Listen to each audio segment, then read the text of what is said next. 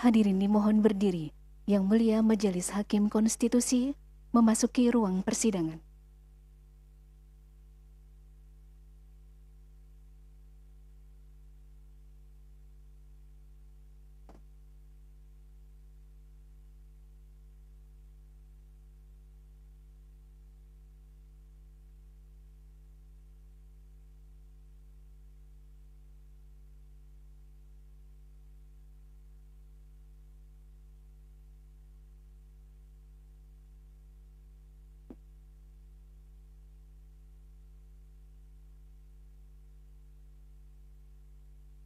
Hadirin disilakan duduk kembali.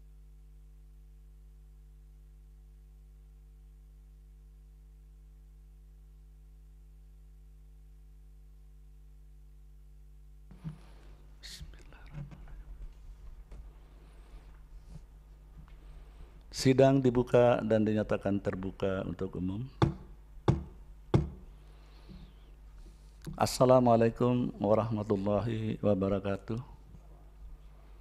Selamat siang, salam sejahtera untuk kita semua. Sidang lanjutan untuk perkara nomor 114 tahun 2022, pengujian Undang-Undang nomor 7 tahun 2017 tentang pemilihan umum. Agenda pada siang hari ini adalah untuk mendengar keterangan ahli dari pihak terkait Perludem. Ahli yang dihadirkan yaitu 1. Dr. Charles Simabura hadir dalam ruangan ini. Kemudian yang kedua Prof. Firman Nur MA hadir melalui online. Sebelum didengar keterangannya, para ahli diambil sumpahnya terlebih dahulu. Untuk itu mohon Yang Mulia Pak Wahid untuk memandu.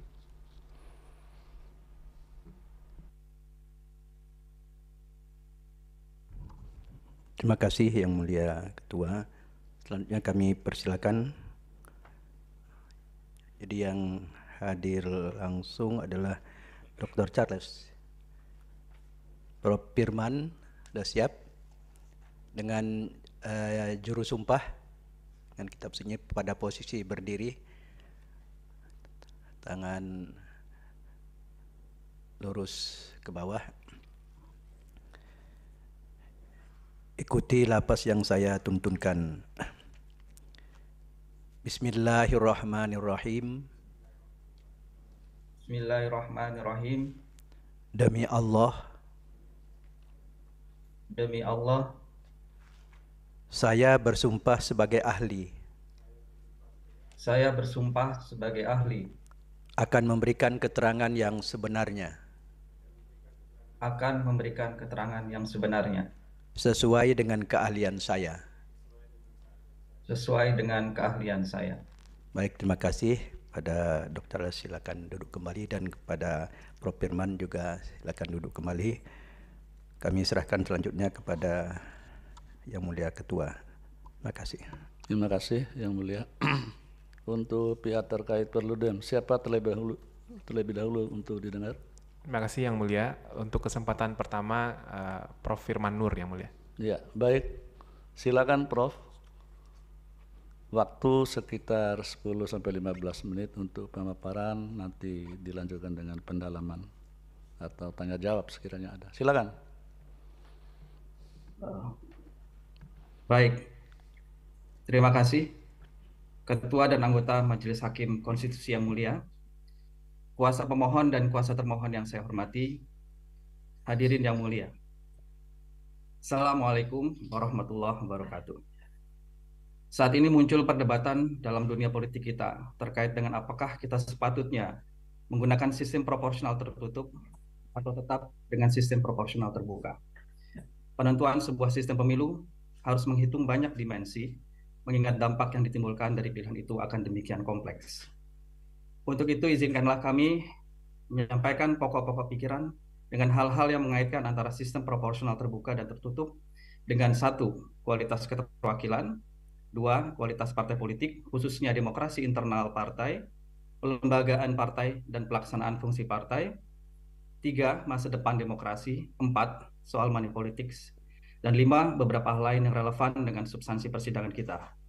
Dari penyampaian pokok-pokok pikiran ini dapat kiranya memberikan sebuah masukan kepada Majelis Hakim Konstitusi yang mulia agar sistem proporsional terbuka tetap dipertahankan. Majelis Hakim yang mulia, sistem pemilu merupakan pengejantahan paling konkret dari pelaksanaan demokrasi. Oleh karena itu, pekerjaan rumah terbesar adalah bagaimana membangun sebuah sistem pemilu yang dapat menguatkan keberadaan nilai-nilai dan institusi demokrasi serta kelanjutan pelaksanaan demokrasi itu sendiri. Pemilu memang bukan satu-satunya alat ukur untuk menentukan eksistensi dan kualitas demokrasi. Namun tanpa adanya pemilu yang demokratis, dapat dipastikan bahwa kualitas demokrasi di sebuah negara akan tidak banyak bermakna. Terdapat beberapa prinsip mengenai sistem pemilu yang demokratis. Di antaranya adalah jika pemilih itu dapat memberikan pilihan yang terbaik bagi rakyat, di mana pilihan-pilihan yang ada itu dipaparkan di depan rakyat dengan kelengkapan informasi yang seluas-luasnya.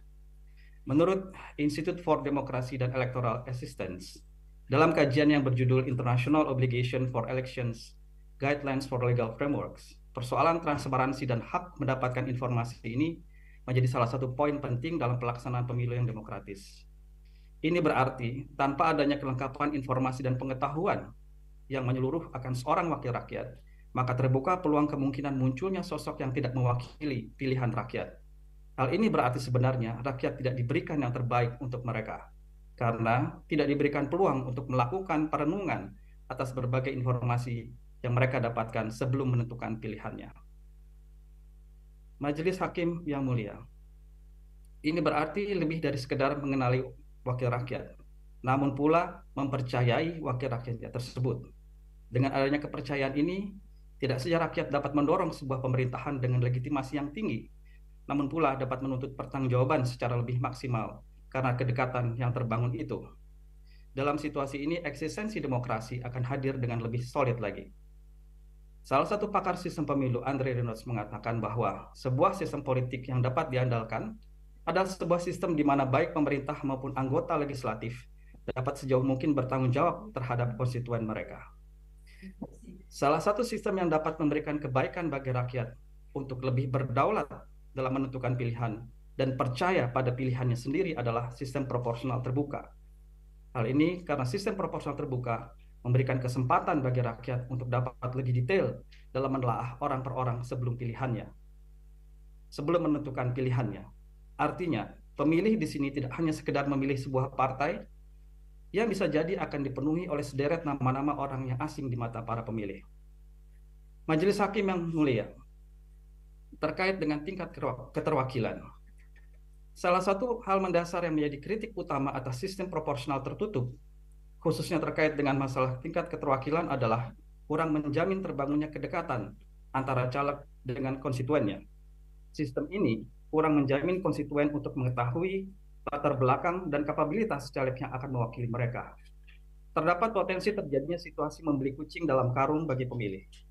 Di sisi lain, para caleg pun bisa jadi tidak terlalu memahami konstituen ataupun kondisi wilayah yang diwakilinya, mengingat terbatasnya intensitas hubungan mereka dengan para pemilih. Dengan kata lain, hakikat saling mengenal dan membangun sebuah kontrak sosial antara rakyat dan wakil rakyat akan kurang terbangun kokoh dalam sistem proporsional tertutup. Padahal kedekatan itu adalah syarat utama dari terlaksananya hakikat perwakilan rakyat yang merupakan soko guru dari demokrasi dan esensi adanya pemilu itu sendiri. Oleh karena itu, dalam sistem proporsional tertutup, maka perwakilan rakyat menjadi ambigu, karena bisa jadi caleg lebih mewakili kepentingan partai ketimbang konstituennya.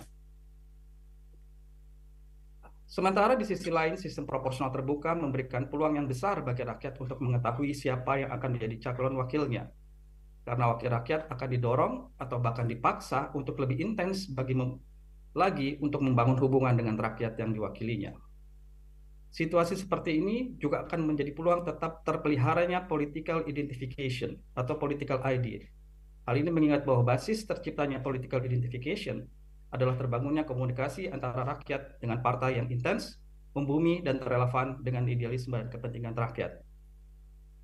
Majelis Hakim yang mulia, Sekarang saya akan menyampaikan kaitan antara sistem pemilu dengan partai politik, khususnya terkait demokrasi internal, pelembagaan, dan pelaksanaan fungsi partai politik. Sistem proporsional terbuka memiliki beberapa dampak positif bagi keberadaan partai politik. Sistem ini jauh dari anggapan akan melemahkan partai politik. Sebaliknya, sistem ini berpeluang besar dalam mempertahankan demokrasi internal partai dan menguatkan pelembagaan partai, serta mendorong pelaksanaan fungsi-fungsi partai politik. Terkait dengan demokrasi internal, sistem proporsional terbuka memberikan peluang kader-kader partai politik untuk tetap memiliki daya tawar atau bargaining position yang baik dari kecenderungan pemaksaan elit atau pimpinan partai. Dengan keberhasilan seorang kader membangun hubungan baik dengan konstituennya, maka dia memiliki daya tawar untuk tidak mudah disingkirkan dari daerah pemilihannya. Pergantian begitu saja seseorang dalam sebuah dapil, apalagi dengan kader yang jauh tidak dikenal masyarakat, akan membawa risiko menurunnya jumlah dukungan dan akhirnya kursi partai di daerah pemilihan itu. Oleh sebab itu, dalam situasi ini, kader tetap dapat bersifat kritis demi kebaikan partai tanpa khawatir akan tersingkir dari dapil atau posisi jabatannya di partai. Dalam situasi ini pula, peluang terciptanya demokrasi internal partai menjadi lebih terbuka, mengingat kekuasaan pimpinan terimbangi oleh kapabilitas kader dalam membangun basis dukungan bagi partai dan dirinya. Kader yang bekerja keras dengan sendirinya akan memiliki daya tawar yang kuat untuk dapat mempertahankan posisi politiknya, bahkan dapat pula memberikan masukan dengan lebih leluasa kepada partainya tanpa terlalu khawatir akan disingkirkan. Sebaliknya, sistem proporsional tertutup akan menyebabkan susunan daftar caleg sepenuhnya berada dalam persetujuan Ketua Umum Partai. Menurut Profesor Miriam Budiarjo, ini merupakan salah satu karakteristik dari sistem proporsional tertutup. Mereka yang ada dalam nomor jadi adalah sosok yang dekat dengan pimpinan.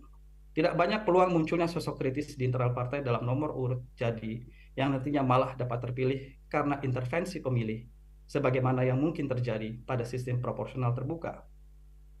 Menurut Hazan dan Rahat, sebuah proses kandidasi yang eksklusif memang cenderung digunakan oleh pimpinan partai untuk memberikan kompensasi yang terbaik kepada para kader yang loyal kepada mereka. Dan ini relatif terjadi pada sistem proporsional tertutup. Majelis Hakim yang mulia, dalam situasi di mana masa depan kandidasi atau pencalekan berada di dalam genggaman seorang ketua umum atau pimpinan partai, maka akan ada rasa segan, euh pakeuh, dan ketergantungan yang tinggi kepada ketua umum atau pimpinan. Profesor Ben Reilly dan Andrew Reynolds mengatakan bahwa sistem proporsional tertutup sering dikritik karena memberikan kekuasaan yang terlalu besar kepada pimpinan pusat partai dan dikuasai oleh para pimpinan senior partai. Kondisi ini dapat menjadi titik rawan meredupnya demokrasi internal partai dan berpotensi menyebabkan partai menjelma sebagai alat kepentingan pimpinan partai saja. Dalam skenario terburuk, situasi elitisme ini akan berpotensi menyebabkan kehidupan politik Indonesia yang sudah rawan dengan oligarki dan elitisme akan semakin memburuk. Dari sudut teori pelembagaan partai, situasi tersebut kerap kali berpotensi menyebabkan tingginya ketergantungan partai terhadap seorang individu ketua umum, di mana salah satu eksesnya adalah prosedur partai dapat sewaktu-waktu dikalahkan oleh kepentingan pimpinan. Muncul kemudian fenomena individu di atas prosedur atau aturan main. Manakala ini terjadi di sebuah partai politik yang menandai lemahnya derajat kesisteman menurut Ramda dan Swanson, maka secara teoritis partai tersebut sudah dapat dikategorikan sebagai partai yang tidak terlembaga atau mengalami kemunduran dari sisi pelembagaannya. Dengan kata lain, sistem proporsional tertutup membuka peluang terjadinya pemusatan kekuasaan dan ketergantungan yang tinggi terhadap pimpinan partai yang pada akhirnya berpotensi menyebabkan kualitas pelembagaan partai dan juga demokrasi internal menurun. Selain itu, demi mengamankan nomor jadi, caleg akhirnya lebih memprioritaskan untuk melakukan pendekatan ke atas atau ke pimpinan ketimbang ke bawah atau ke rakyat. Kerja-kerja mendekati dan melayani pimpinan ini akan cenderung mengesampingkan kerja-kerja untuk mengukuhkan diri di tengah-tengah masyarakat. Kader-kader cenderung kurang proaktif, terutama mereka yang berada dalam posisi bukan nomor jadi, karena tidak ada jaminan kerja keras mereka akan membawa hasil yang setimpal. Muncul kemudian potensi terjadinya demotivasi bagi para kader untuk bekerja keras bersungguh-sungguh mendekati rakyat. Kembali saya mengutip Ben Reilly dan Andrew Reynolds. Mereka mengatakan bahwa keberhasilan menjadi caleg tergantung pada hubungan dengan pimpinan partai. Dalam keadaan seperti ini, hubungan dengan pemilih menjadi nomor 2. Majelis Hakim yang mulia, sebaliknya dalam sistem proporsional terbuka, kader-kader politik dan para caleg benar-benar didorong untuk membangun hubungan erat dengan para pemilih. Dorongan ini juga membangun untuk menciptakan secara teori disebut sebagai reifikasi politik, atau daya ingat masyarakat terhadap politisi atau partai politik di wilayahnya. Dalam teori pelembagaan politik yang dikembangkan oleh Randall dan Swanson, menyebutkan bahwa semakin tinggi reifikasi itu, akan semakin tinggi daya ingat, maka kualitas pelembagaan sebuah partai itu semakin tinggi. Dengan kata lain, jika kita kaitkan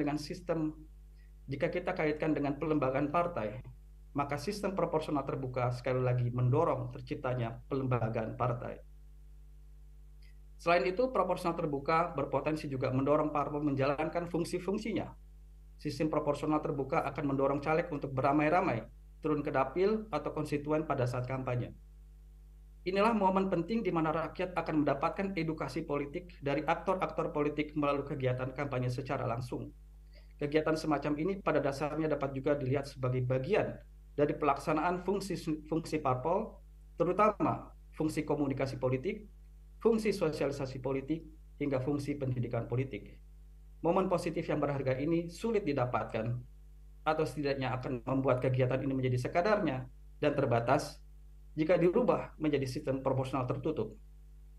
Sistem proporsional terbuka juga tidak menghilangkan peran partai. Sebaliknya, partai akan semakin terasakan keberadaannya oleh rakyat karena aktivitas yang masif dari caleg dan kader-kadernya terutama pada saat kampanye. Partai akan terlihat menjadi lebih membumi, down to earth, ketimbang menjadi lembaga terasing, layaknya Menara Gading. Meskipun para caleg aktif mempromosikan dirinya, para caleg akan tetap sebagai perwakilan dari partai yang mendapatkan wewenang atau mandat dari partai untuk memenangkan kompetisi elektoral di sebuah dapil. Majelis Hakim yang mulia, sekarang saya akan mengaitkan dengan masa depan demokrasi. Sistem pemilu pada dasarnya dapat menjadi sarana untuk mengokohkan substansi demokrasi dengan menciptakan sebuah pemerintahan partisipatif yang sedapat mungkin mereduksi keterasingan publik atas wakil rakyatnya. Kondisi demokrasi kita saat ini sayangnya masih dalam situasi yang belum memuaskan. Tidak mengherankan lembaga-lembaga pemerhati demokrasi seperti Freedom House, FIDEM, IDEA, atau Economist Intelligence Unit dan sebagian besar para pengamat politik memberikan penilaian yang menengah atau bahkan kurang bagi kualitas demokrasi kita saat ini. Hasil kajian mereka pada umumnya sampai pada sebuah kesimpulan yang hampir sama mengenai situasi demokrasi kita yang belum ideal dan terjebak dalam gurita kekuasaan para elit. Banyak kemudian istilah yang menyebutkan kondisi demokrasi di Indonesia dewasa ini, seperti delegatif demokrasi, patrimonial demokrasi, patronage demokrasi, oligarki, defective demokrasi, democratic setbacks, democratic regression, democratic deconsolidation, democratic decline, democratic backsliding, democratic recession, illiberal demokrasi, bahkan ada yang mengatakan non-democratic pluralism dan recession of demokrasi. Kesemua istilah-istilah itu pada dasarnya mengindikasikan bagaimana demokrasi kita belum berjalan baik. Jika dengan menggunakan sistem proporsional terbuka saja, situasi demokrasi kita masih seperti demikian, apalagi jika diganti menjadi sistem proporsional tertutup yang cenderung lebih eksklusif. Hal ini mengingat karakteristik sistem proporsional tertutup yang akan membuat sekali lagi para elit partai, khususnya ketua umum dan pimpinan partai, demikian berkuasa dan berpotensi menyebabkan wakil rakyat dan pejabat publik akan bergantung pada arahan mereka. Maka peluang tercipta sebuah pemerintahan yang semakin elitis tentu saja menjadi lebih besar untuk terjadi. Apalagi sistem proporsional tertutup tidak memberikan kesempatan bagi masyarakat untuk melakukan intervensi konstituen dalam turut menentukan siapa anggota legislatif karena para kandidat yang dikenal atau disukai masyarakat itu tidak berada dalam nomor urut jadi yang disusun oleh pimpinan parpol. Dalam situasi ini, sistem proporsional tertutup akan cenderung memperburuk elitisme dalam kehidupan politik kita. Tidak adanya peluang bagi intervensi konstituen akan menyebabkan para caleg yang terpilih benar-benar menjadi sosok pilihan ketua umum alias all chairpersons men or women. Apalagi jika kemudian para ketua umum partai bersepakat untuk membangun suatu koalisi plurah, maka peluang munculnya pemerintahan atas dasar semangat politik kartel yang elitis yang pernah disampaikan oleh Ambardi, yang berarti melemahkan partisipasi rakyat dan makin memudarkan kualitas demokrasi kita, akan berpulang semakin besar. Majelis Hakim yang mulia, di sisi lain, dengan karakteristik yang dimilikinya, sistem proporsional terbuka masih dapat diharapkan ke depannya menghasilkan sebuah pemerintahan yang lebih mewakili aspirasi rakyat. Meskipun saat ini situasi demokrasi kita belum memuaskan, peluang terciptanya situasi yang lebih demokratis di kemudian hari masih cukup besar. Hal ini mengingat secara empirik, sistem proporsional terbuka terbukti digunakan dalam pemerintahan-pemerintahan yang demokratis. Berdasarkan catatan dari Wisewater yang sempat saya lihat, dari 10 negara paling demokratis di dunia, 5 negara diantaranya menggunakan sistem proporsional terbuka. Sisanya ada yang menggunakan sistem single member constituency, mixed system, proporsional dalam konteks single transferable vote, dan lainnya. Sementara hasil temuan World Population juga memperlihatkan hasil bahwa dari 10 negara paling demokratis di dunia, 5 diantaranya menggunakan sistem proporsional terbuka. Sementara berdasarkan hasil kajian Economist Intelligence Unit tahun 2022, dari 10 negara paling demokratis di dunia, 6 diantaranya menggunakan sistem proporsional terbuka. Dari data-data sederhana di atas, dengan demikian, dapatlah dikatakan bahwa jika memang dijalankan dengan baik, sistem proporsional terbuka akan dapat mendukung peningkatan kualitas demokrasi di sebuah negara. Majelis Hakim yang mulia, terkait dengan money politics, salah satu sangkaan yang kerap disampaikan kepada sistem proporsional terbuka adalah menyuburkan money politics. Namun demikian, money politics dalam makna yang luas ataupun sempit sudah terjadi di masa Orde Baru yang menggunakan sistem proporsional tertutup, dan pemilu di tahun 99 dan 2004 yang belum seutuhnya menggunakan sistem proporsional terbuka juga sudah terjadi. Menurut Cahyokumolo, money politics sudah menjadi budaya dalam kehidupan politik di Indonesia yang terjadi mulai dari pemilihan kepala desa sampai pemilu. Pada masa Orde Baru, money politics terutama dilakukan dengan mekanisme menggunakan proyek pemerintah atau pork barrel, di mana praktik tersebut masih berlanjut hingga kini menurut Aspinall dan Sukmajati. Meski demikian, pada masa itu telah pula dilakukan money politics kepada para pemilih dengan modus klasik seperti pembagian sembako atau serangan fajar. Money politics dalam dunia politik kita tidak akan hilang dengan bergantinya sistem pemilu. Sistem proporsional tertutup tetap membuka peluang money politics dari 2 level. Level pertama, terkait dengan transaksi yang dilakukan antara kandidat caleg dengan pimpinan partai.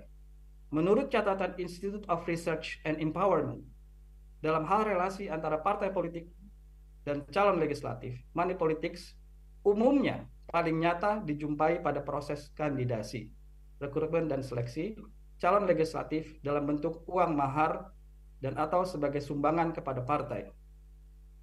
Menurut catatan Syamsuddin Haris dan lain-lain dan kawan-kawan, dalam situasi ini, proses pencalonan di internal parpol bisa sangat mahal, khususnya untuk nomor urut 1 hingga 3 dalam list surat suara. Itu level pertama. Level kedua, money politics bisa terjadi melalui suruhan oknum partai melakukan money politics di suatu wilayah untuk mempengaruhi masyarakat di wilayah tersebut untuk memilih partainya. Sudah menjadi rahasia umum menjelang pemungutan suara kerap didapati pihak-pihak yang mencoba mempengaruhi pilihan masyarakat dengan memberikan uang atau hal lain. Mereka yang ada di dalam nomor urut jadi bisa saja tergoda untuk melakukan money politics untuk memuluskan keterpilihannya. Selain itu, yang perlu diingat adalah money politics yang terjadi di Indonesia adalah dampak dari banyak sekali faktor. Berdasarkan berbagai macam riset, terdapat catatan bahwa money politics adalah bagian dari aktivitas korupsi yang berakar pada sosial, budaya, kelembagaan, lingkungan, dan sistem. Akar money politics terkait dengan politik elektoral muncul karena adanya peluang yang ditimbulkan oleh: 1. Lemahnya komitmen ideologis partai politik. 2. Semakin pragmatisnya masyarakat akibat lemahnya edukasi atau maupun tingginya kemiskinan. 3. Aturan yang belum seutuhnya kondusif. 4. Budaya korupsi maupun sikap permisif terhadap praktik money politics. Dan 5. Problem penegakan hukum.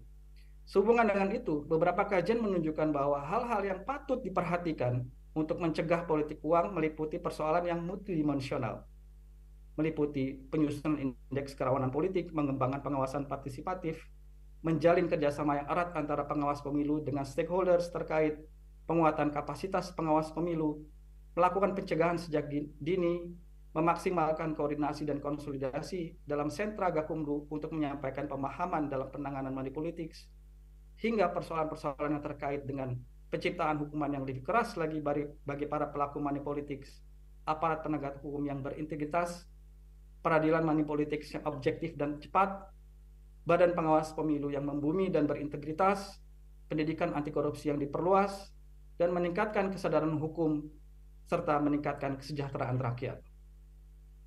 Majelis Hakim yang mulia, dengan demikian, jika kita melihat demikian kompleksnya akar dan jawaban atas money politics, memberikan jawaban semata dengan pergantian sistem proporsional sebenarnya mereduksi akar persoalan dan juga mereduksi jawaban atas money politics. Karena pada dasarnya money politics yang terjadi pada saat pemilu hanyalah merupakan puncak gunung es dari berbagai penyebab utama terjadinya money politics. Dengan demikian, jelas bahwa tugas kita adalah memberantas akar dan praktik money politics dan bukan mengganti begitu saja sistem pemilu menjadi sistem proporsional tertutup yang juga tidak menjamin akan hilangnya money politics.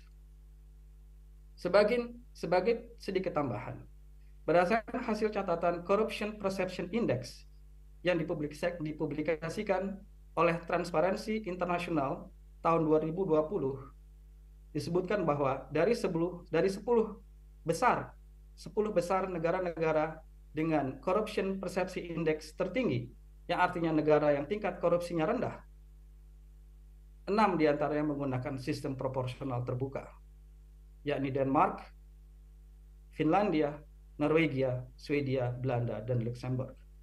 Sementara dari 10 negara dengan Corruption Perception Index paling rendah atau tingkat korupsinya tinggi, 2 diantaranya menggunakan sistem proporsional tertutup, yakni Burundi dan Equatorial Guinea.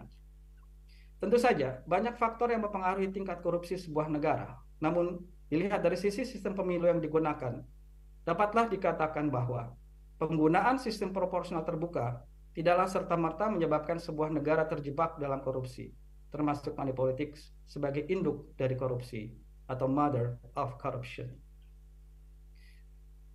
Majelis Hakim yang mulia, sekarang terkait dengan sosok wakil rakyat dan gangguan atas NKRI dan Pancasila.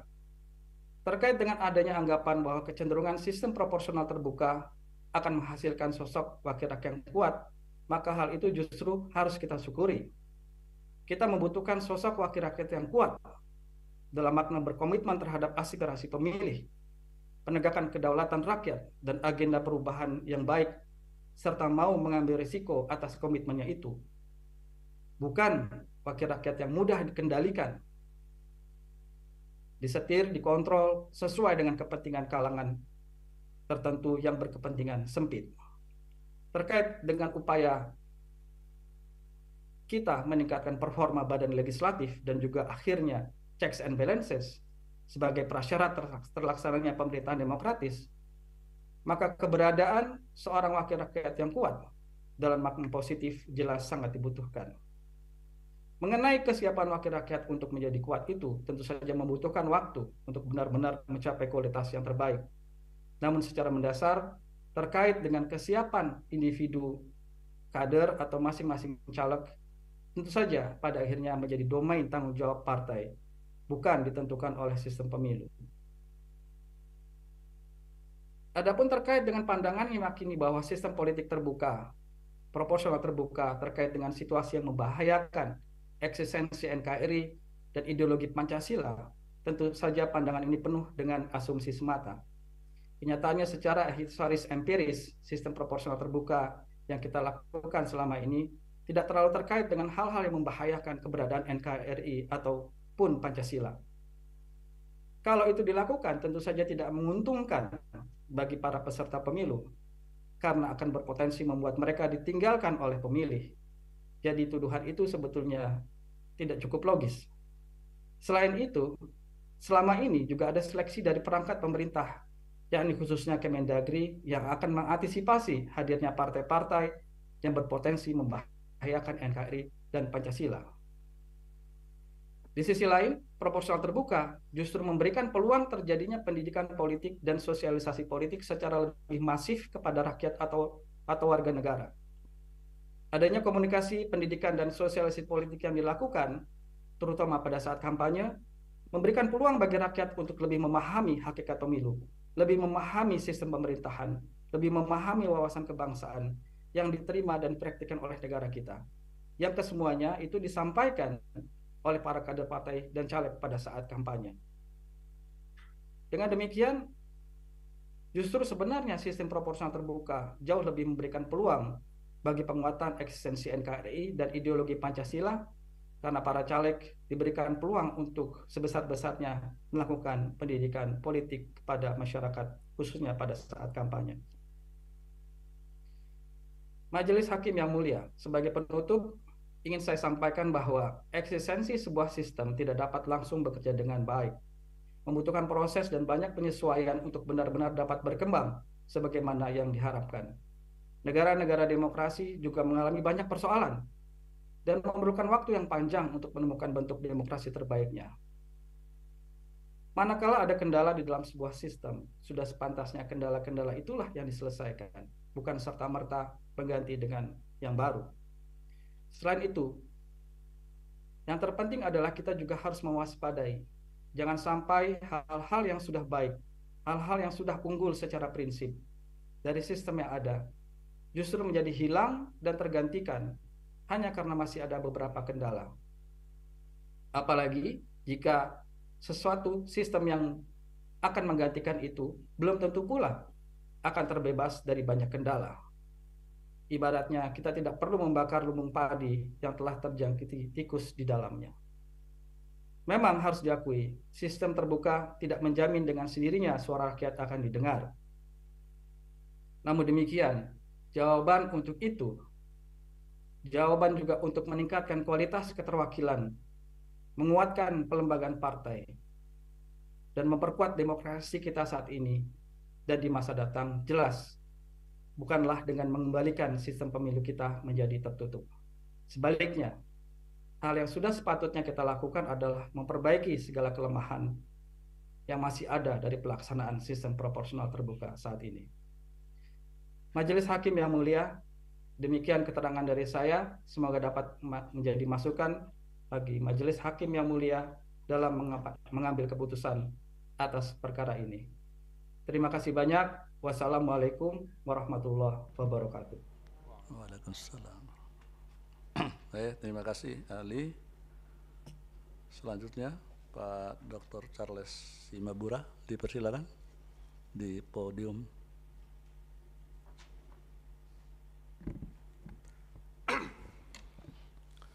Assalamualaikum warahmatullahi wabarakatuh. Salam sejahtera, salam sehat selalu. Selamat siang. Om Swastiastu, Namo Buddhaya, salam kebajikan. Yang mulia Majelis Hakim Konstitusi yang saya hormati, para pemohon dan kuasanya, kuasa Presiden, kuasa DPR, para pihak terkait dan atau kuasanya serta hadirin yang hadir dalam persidangan yang mulia ini. Perkenalkanlah saya menyampaikan keterangan ahli sebagai salah satu alat bukti di persidangan pengujian undang-undang yang diselenggarakan oleh Mahkamah di dalam perkara ini. Semoga keterangan yang saya sampaikan ini dapat membantu Yang Mulia Majelis Hakim Konstitusi untuk menemukan kebenaran dan keadilan. Adapun pokok permohonan dalam perkara ini menyangkut konstitusionalitas dari pasal 168 ayat 2, pasal 342 ayat 2, 353 ayat 1 huruf B, 386 ayat 2 huruf B, pasal 420 huruf C dan D, pasal 422, pasal 424 ayat 2 dan pasal 426 ayat 3 Undang-Undang Nomor 7 Tahun 2017 tentang Pemilihan Umum. Pada pokoknya, permohonan ini hendak membatalkan ketentuan di dalam Undang-Undang Pemilu yang mengatur sistem pemilu legislatif di Indonesia yang saat ini berlaku, yaitu sistem proporsional daftar terbuka menjadi sistem proporsional daftar tertutup. Pemohon di dalam permohonan ini meminta kepada Mahkamah untuk menyatakan sistem pemilu legislatif yang konstitusional adalah proporsional tertutup. Dengan demikian, menurut pemohon, sistem pemilu proporsional terbuka termasuk juga sistem pemilu yang lainnya ada pilihan yang inkonstitusional. Yang Mulia Majelis Hakim Konstitusi, terkait dengan pokok permohonan tersebut, ahli akan menyampaikan beberapa pandangan sebagai berikut. Ahli dalam perkara ini akan menjelaskan implikasi dari permohonan ini terhadap regulasi kepemiluan, khususnya yang diatur di dalam Undang-Undang Pemilu, Undang-Undang 7 2017, sebagaimana telah diubah dengan Perpu 1 2022. Sebagaimana jamak dipahami bahwa sistem pemilu Indonesia memang tidak diatur di dalam konstitusi. Hal ini setidaknya juga diakui oleh Mahkamah Konstitusi, di mana salah satunya dalam putusan Mahkamah nomor 47 PUU 17/2019 yang menyatakan bahwa secara konstitusional Undang-Undang Dasar 1945 tidak menentukan model sistem pemilihan umum. Penentuan terhadap sistem pemilu yang akan digunakan merupakan ranah pengaturan undang-undang sebagai pelaksanaan Undang-Undang Dasar 1945.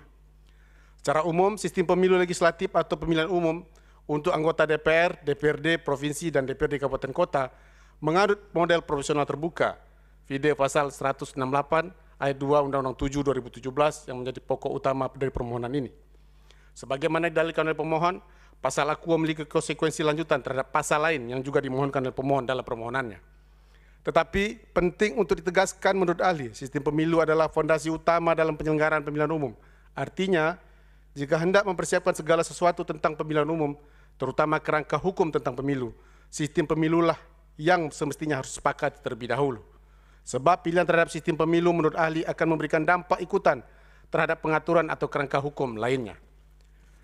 Sebelum menjelaskan dampak dari perubahan sistem pemilu seperti yang dikehendaki pemohon dari proporsional terbuka menjadi proporsional tertutup, maka hendak mengutip salah satu pertimbangan Mahkamah terkait sistem pemilu proporsional terbuka yang pernah dimuat dalam putusan Mahkamah Konstitusi 2224 PUU 6 2008. Bahwa pemilu untuk anggota DPR, DPRD Provinsi, DPRD Kabupaten Kota dilaksanakan sistem proporsional terbuka.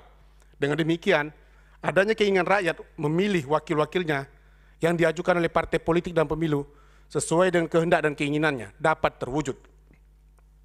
Harapan agar wakil yang terpilih tersebut juga tidak hanya mementingkan kepentingan partai politik, tetapi mampu membawa aspirasi rakyat pemilih.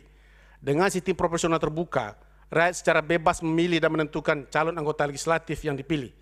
Maka lebih sederhana dan mudah ditentukan siapa yang berhak terpilih, yaitu calon yang memperoleh suara atau dukungan rakyat paling banyak.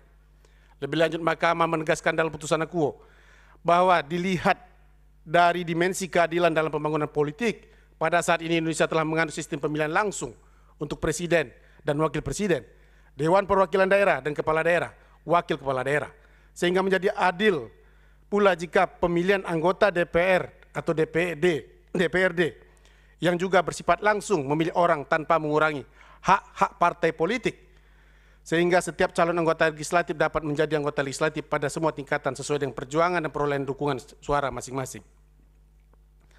Menurut ahli, kedua pertimbangan Mahkamah tersebut masih sangat relevan, terutama dalam hal untuk tetap menerapkan sistem proporsional terbuka. Bahkan dalam perkembangan selanjutnya telah terdapat beberapa pengujian undang-undang kepemiluan dan pembentukan undang-undang kepemiluan yang pada pokoknya terus menyempurnakan pelaksanaan sistem pemilu tersebut. Dengan demikian, tidak ada alasan yang cukup kuat secara konstitusional untuk menyatakan bahwa sistem pemilu proporsional terbuka inkonstitusional.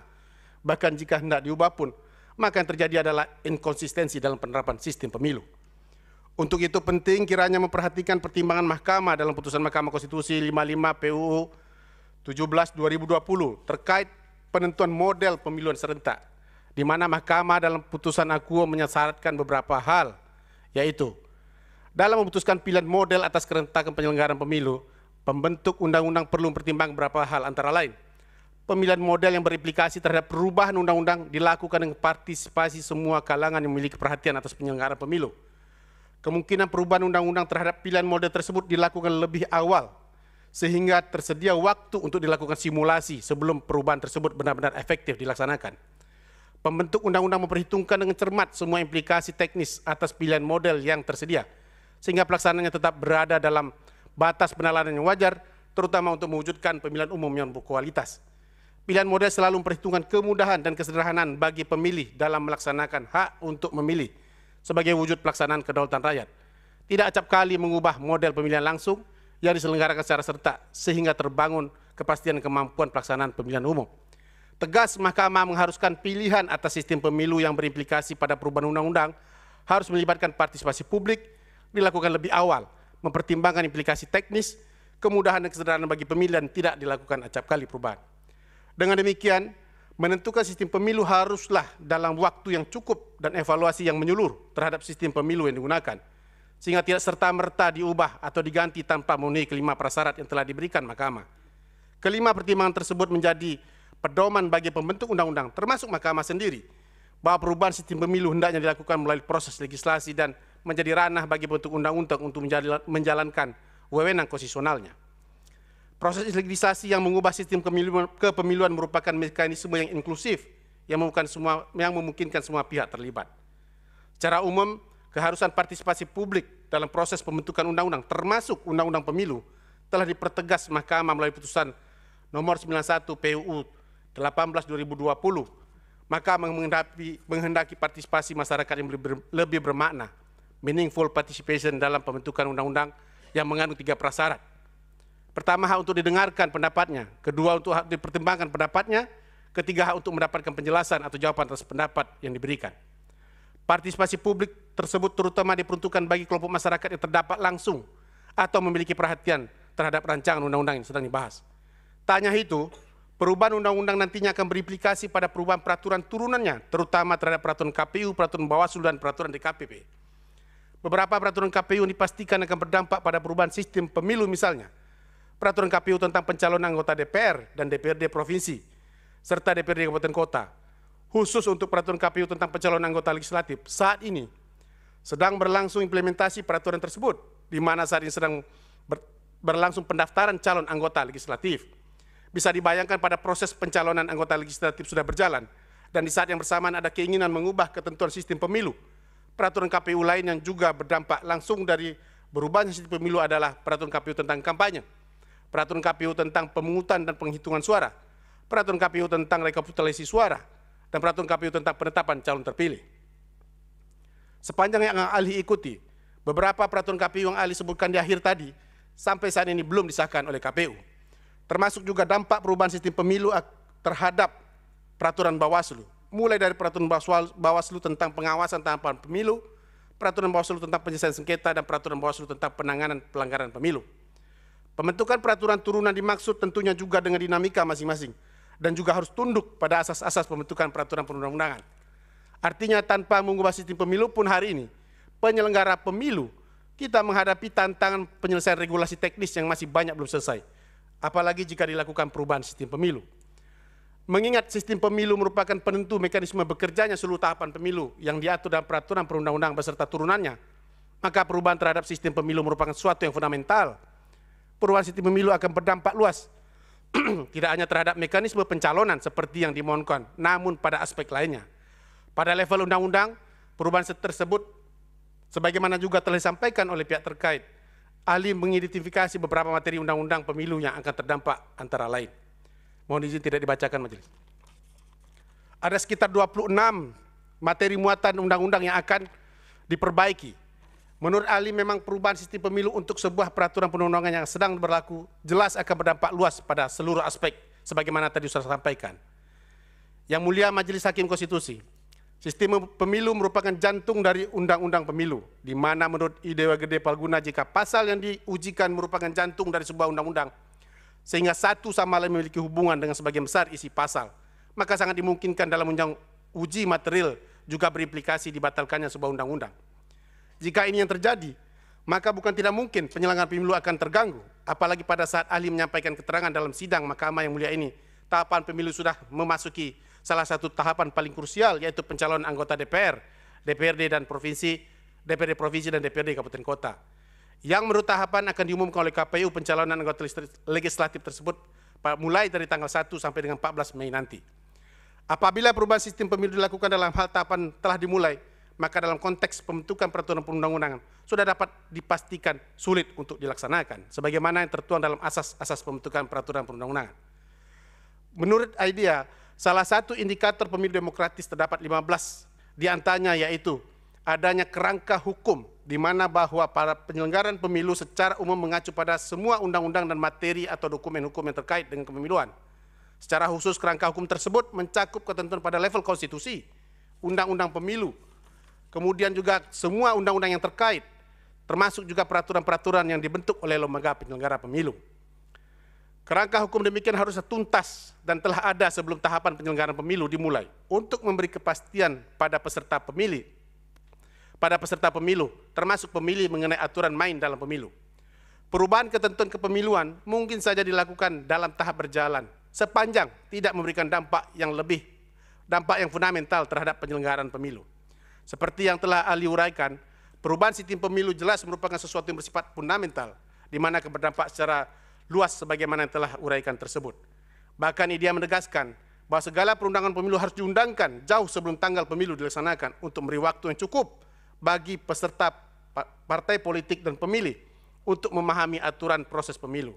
Undang-undang pemilu yang diberlakukan pada saat-saat terakhir cenderung merusak legitimasi dan kredibilitas undang-undang tersebut dan mencegah peserta partai politik dan pemilih untuk mendapatkan informasi secara tepat dan waktu tentang aturan dan proses pemilu. Yang mulia Majelis Hakim Konstitusi yang saya hormati, pemohon, kuasa DPR, Presiden, pihak terkait dan hadirin yang berbahagia. Kesimpulan, pada akhirnya hal hendak menyampaikan kesimpulan bahwa perubahan sistem pemilu terutama akibat dari permohonan akuo selanjutnya tidaklah dapat dilakukan melalui forum pengujian undang-undang karena mengesampingkan partisipasi publik yang lebih luas, bahkan tidak sejalan dengan pesan putusan mahkamah yang menghendaki perubahan sistem pemilu melalui proses legislasi dan melibatkan partisipasi publik yang cukup luas. Putusan mahkamah sebenarnya lebih pada mempertegas bahwa jika hendak menggunakan model proporsional terbuka, maka yang demokratis adalah sebagaimana dinyatakan dalam putusan 2224 PU garing 6 2008. Yang mana pada perkembangannya haruslah diakui bahwa model demikian memang lebih demokratis jika dibandingkan dengan model proporsional tertutup. Karena model proporsional terbuka memberi ruang terbuka bagi publik untuk ikut mencalonkan diri sebagai calon anggota legislatif. Jika sistem pemilu diubah di tengah tahapan, maka hal tersebut tentu mengganggu persiapan yang telah dilakukan oleh penyelenggara. Padahal kesiapan dari penyelenggaraan pemilu merupakan hal yang fundamental dalam pelaksanaan pemilu dan akan berimplikasi pada perubahan peraturan perundang-undangan kepemiluan, tahapan pemilu, persiapan teknis pemilu, dan juga pada pemenuhan hak konstitusional warga negara, baik hak untuk dipilih maupun memilih. Demikianlah keterangan ini saya sampaikan. Semoga dapat membuat terang perkara ini serta membantu Yang Mulia Majelis Hakim Konstitusi untuk menemukan kebenaran keadilan. Atas perhatiannya saya ucapkan terima kasih. Assalamualaikum warahmatullahi wabarakatuh. Ya, terima kasih. Silakan kembali ke tempat duduk. Ya, untuk pihak terkait perlu dan dipersilakan kalau ada yang perlu didalami atau ditanyakan. Terima kasih Yang Mulia. Ada dua hal singkat saja yang ingin kami dalami kepada dua orang ahli. Yang pertama kepada Profesor Firman Nur. Yang pertama, salah satu perkembangan narasi atau argumentasi yang disampaikan untuk kemudian mengembalikan kepada sistem pemilu proporsional tertutup adalah sistem pemilu proporsional terbuka membuat calon anggota legislatif yang dicalonkan itu adalah orang-orang yang populer saja, orang-orang yang punya sumber daya ekonomi yang kuat saja. Nah, kami ingin tanyakan pendapat Prof. Firman Nur, apakah memang benar munculnya calon-calon anggota legislatif populer, punya sumber daya modal yang kuat, itu disebabkan oleh pilihan sistem pemilu, atau memang proses demokrasi di internal partai politik kita yang masih terus perlu kita perbaiki? Itu saja singkat kepada Prof. Firman Nur. Kemudian yang kedua kepada Pak Dr. Charles Simabura, apa sebetulnya esensi bahwa sebaiknya perubahan kerangka hukum terkait dengan sistem pemilu itu sebaiknya dilakukan dalam proses legislasi. Tadi ahli juga mengaitkan dengan sistem pemilu adalah ketentuan yang menjadi jantung dari suatu kerangka hukum pemilu, dan mengaitkan juga tadi dengan pentingnya partisipasi semua kalangan dalam proses penyusunan kerangka hukum kepemiluan. Dua hal itu saja, Yang Mulia. Terima kasih. Baik, terima kasih. Kuasa Presiden, ada yang perlu didalami? Ya, terima kasih Yang Mulia atas kesempatannya. Mungkin hanya satu pertanyaan dari kuasa Presiden, yaitu untuk Profesor Firmanur. Ya. Mungkin tadi apa yang disampaikan ahli ya terkait dengan paparannya, ya terus terang saja memang ini mengarah ke sistem terbuka itu. Tadi ahli menyatakan bahwa memang sebaiknya kelemahan itu yang perlu diperbaiki, atau tadi juga ahli menyatakan memang ini belum maksimal dalam perkembangan demokrasi di negara kita ini. Nah, mungkin ahli bisa memberikan pandangan terhadap konsep ya, dalam sistem terbuka itu untuk mendorong demokrasi itu lebih menuju ke tujuan negara. Yaitu tujuan negara itu tidak hanya sekedar pemilu sukses, tetapi juga negara itu bisa mencapai kesejahteraan. Ini apakah ahli memiliki konsep ya di dalam sistem terbuka itu dalam mencapai tujuan negara, yaitu sejahtera. Nah, jika ahli memiliki pandangan hal itu, ya mungkin ini bisa meyakinkan bahwa sistem itu masih bisa pertahankan. Jadi mungkin itu saja yang ingin saya ketahui, konsep seperti apa perkembangan demokrasi dengan sistem terbuka ini ke depan untuk mencapai suatu tujuan negara, yaitu sejahtera. Mungkin itu Yang Mulia. Terima kasih atas waktunya. Ya, baik. Sekarang pemohon ada. Baik Yang Mulia, Assalamualaikum warahmatullahi wabarakatuh. Pertama terhadap ahli Firmanur, tadi saudara ahli menyampaikan beberapa parameter yang menurut saya itu sangat diametral antara 10 teratas dan 10 terbawah, tanpa melihat pandangan-pandangan secara geografis dan secara pandangan kondisi masyarakatnya, di mana sangat tidak adil dan sangat diametral dan menjerumuskan penyempitan pandangan dari saudara ahli, karena Indonesia itu tidak bisa disamakan dengan negara-negara Skandinavia yang sudah berpendidikan tinggi, maju, daerahnya solid dan itu homogen penduduknya, ataupun di negara-negara bagian Afrika yang termiskin, Burundi, di mana mereka masih syarat dengan konflik sosial, walaupun, dan satu lagi sama-sama sempit daerahnya. Ini kan hal yang menjerumuskan dalam pandangan saudara ahli menurut kami. Yang kedua adalah menurut penulis juga ada Gosling menjelaskan bahwa Indonesia tidak bisa disamakan bagian negara teratas ataupun di bawah, karena kita berada di tengah-tengah. Mungkin kalau di Afrika, saudara ahli perlu meneliti ada Nigeria, mungkin itu lebih homogen dan lebih bisa melihat pandangan terhadap negara Indonesia, jadi tidak menjerumuskan pandangan dalam sidang pagi ini. Jadi selanjutnya terkait dengan hal tersebut, ini bagaimana saudara ahli melihat antara pemilu dengan sistem tertutup yang lebih banyak digunakan di seluruh negara di dunia daripada sistem terbuka. Sistem terbuka tidak lebih dari masih dalam hitungan jari dan itu tidak terlalu banyak. Memang itu negara-negara yang sangat maju dan homogen, itu perlu digarisbawahi. Jadi bagaimana pendapat ahli melihat kompleksitas negara kita yang dari Sabang sampai Merauke itu antara London dan Moskow, kalau saudara ahli lihat panjangnya itu sama. Jadi kita tidak bisa melihat hanya satu negara kecil untuk perbandingan negara kita. Selanjutnya adalah mengenai saudara ahli yang melihat bahwa ini tidak ada kompatibilitas antara Pancasila, ideologi bangsa dengan sistem pemilu. Jadi bagaimana saudara ahli melihat bahwa, karena saudara ahli tadi dalam parameter penjelasannya bahwa salah satu adalah illiberal demokrasi. Jadi ahli mengarahkan bahwa kita mengarahkan pemilu dalam bentuk yang liberal, karena saudara ahli tadi mengajukan hal seperti itu. Jadi menurut saya pandangan saudara ahli yang pro liberalisme ini itu sangat bertentangan dengan ideologi Pancasila kita. Jadi sama sekali Pancasila dan konstitusi kita tidak mengarahkan kita pada bentuk negara yang liberal, sementara saudara ahli mengajak kita bentuk negara yang liberal dari parameter yang saudara ahli jelaskan tadi. Jadi menurut kami secara epistemologis pandangan saudara ahli sudah bertentangan dengan konstitusi dan Pancasila yang kita ajukan. Selanjutnya mengenai kepada saudara Charles Simabura, mengenai pandangan saudara ahli yang menjelaskan bahwa antara DPD dan DPRD atau DPD dan DPR RI yang disamakan dalam proses pemilu di mana itu dilakukan secara terbuka.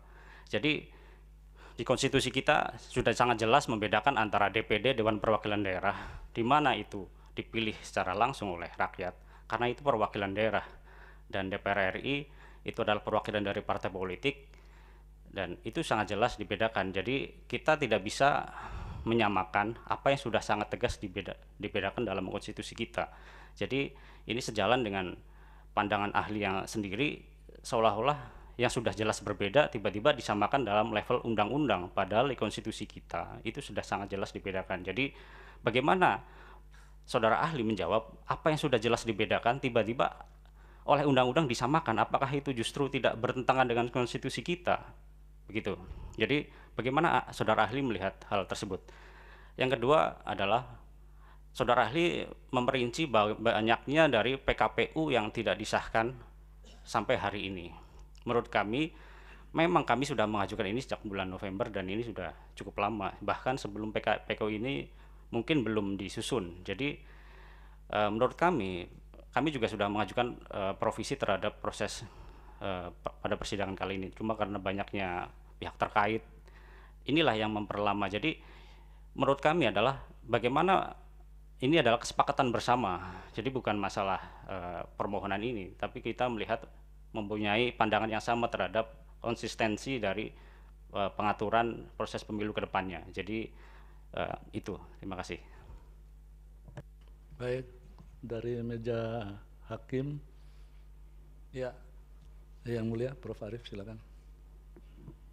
Baik, terima kasih Yang Mulia Ketua. Saudara ahli, dua-duanya, ya, Prof. Firman dan Pak Charles. Ada beberapa persoalan saya minta komentar dan tanggapannya. Yang pertama begini, ada yang melanjutkan apa yang sudah disampaikan pemohon, ya, kemudian ada yang lain. Saya minta komentar dan pendapatnya berkaitan dengan ini.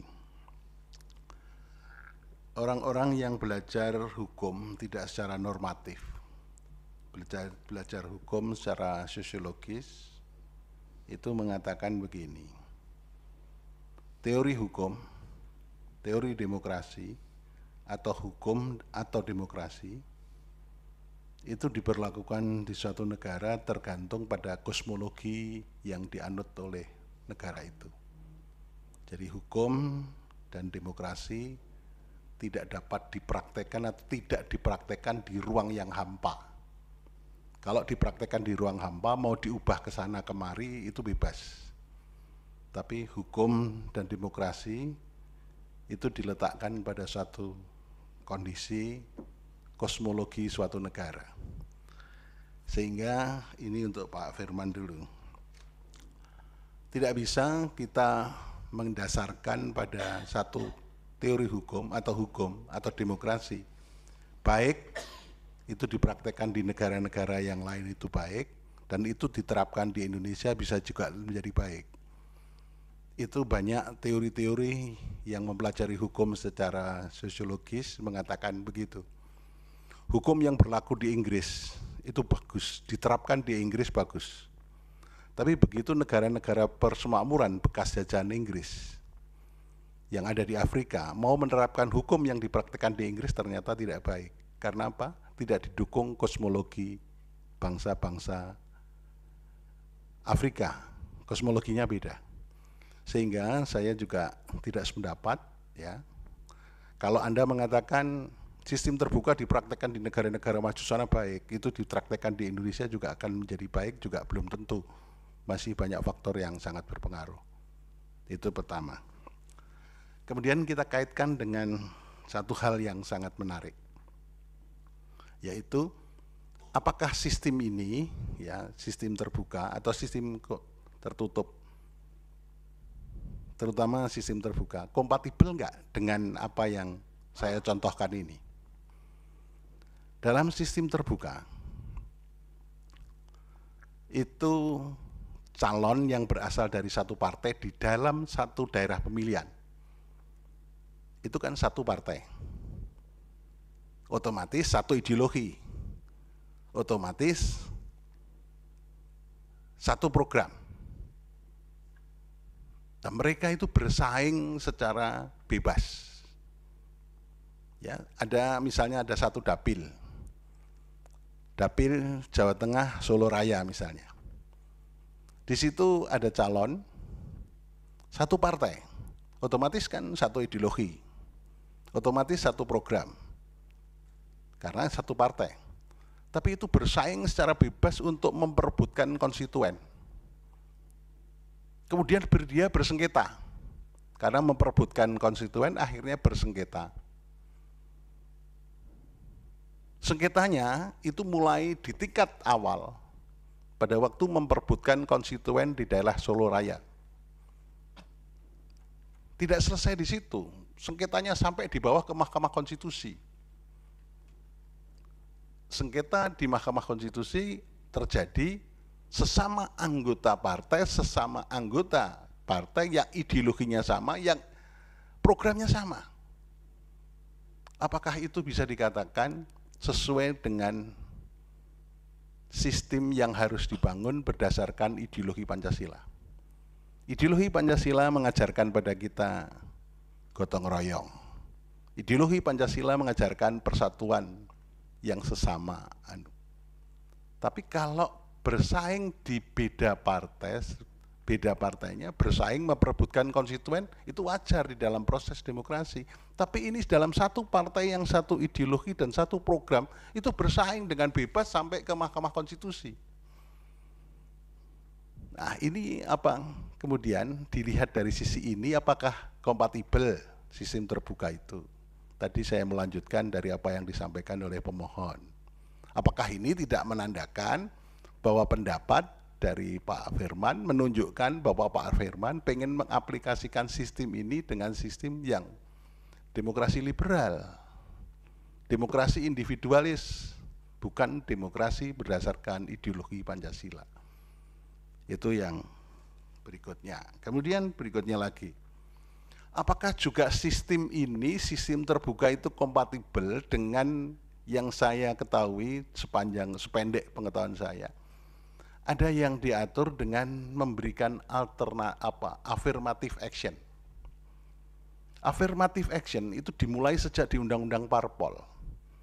Kepengurusan partai politik harus 30% mencerminkan wanita di dalam Undang-Undang Parpol. Sampai kepada Undang-Undang Pemilu juga memberikan afirmatif. Pencalonan, mulai dari tahap pencalonan itu harus ada 30% calon wanita. Nah, sekarang bisa kita susun. Ya, kita susun berdasarkan sistem terbuka, ada sistem daftar, calon nomor 1 laki-laki, calon nomor 2 perempuan, calon nomor 3 laki-laki, dan begitu seterusnya. 30% adalah calon wanita. Tapi dengan sistem terbuka itu kan terjun bebas. Yang memilih langsung rakyat. Sehingga afirmatif yang mulai disusun berdasarkan Undang-Undang Parpol kepengurusannya sampai ke pencalonan yang afirmatif itu terjun bebas dilakukan pemilihan secara langsung oleh rakyat.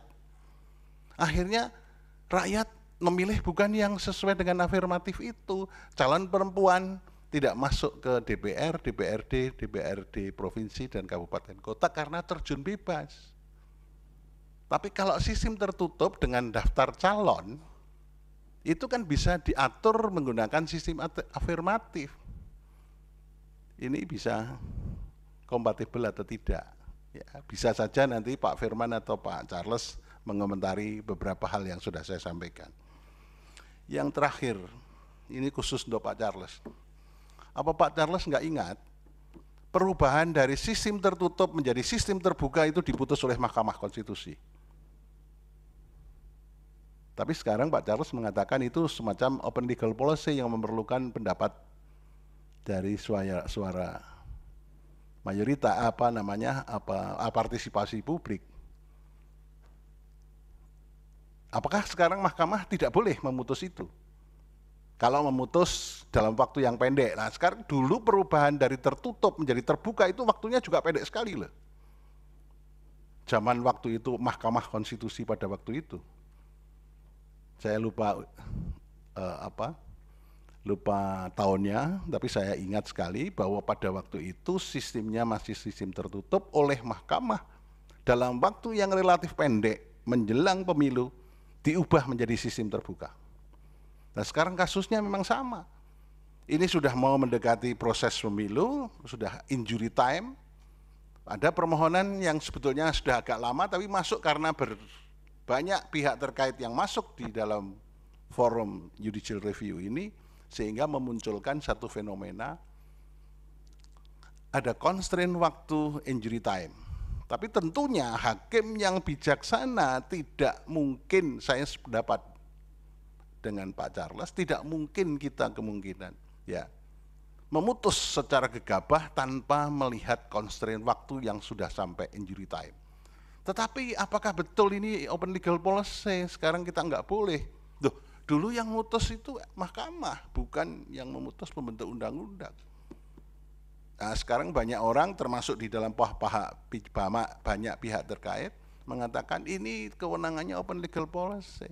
Tapi perlu diingat bahwa itu dulu yang memutus perubahan dari tertutup menjadi terbuka adalah Mahkamah Konstitusi. Akhirnya dituangkan dalam undang-undang, berbagai undang-undang untuk pemilu 2009, 2014, dan 2019.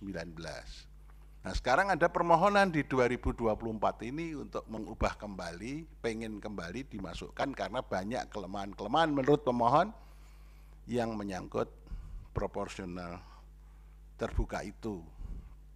Saya pada persidangan yang lalu, waktu ahlinya pemohon saya bilang, apakah nggak mungkin yang baik di sana dipakai, yang baik di sini dipakai, kita menyebut sebagai sistem yang hybrid, ya kan?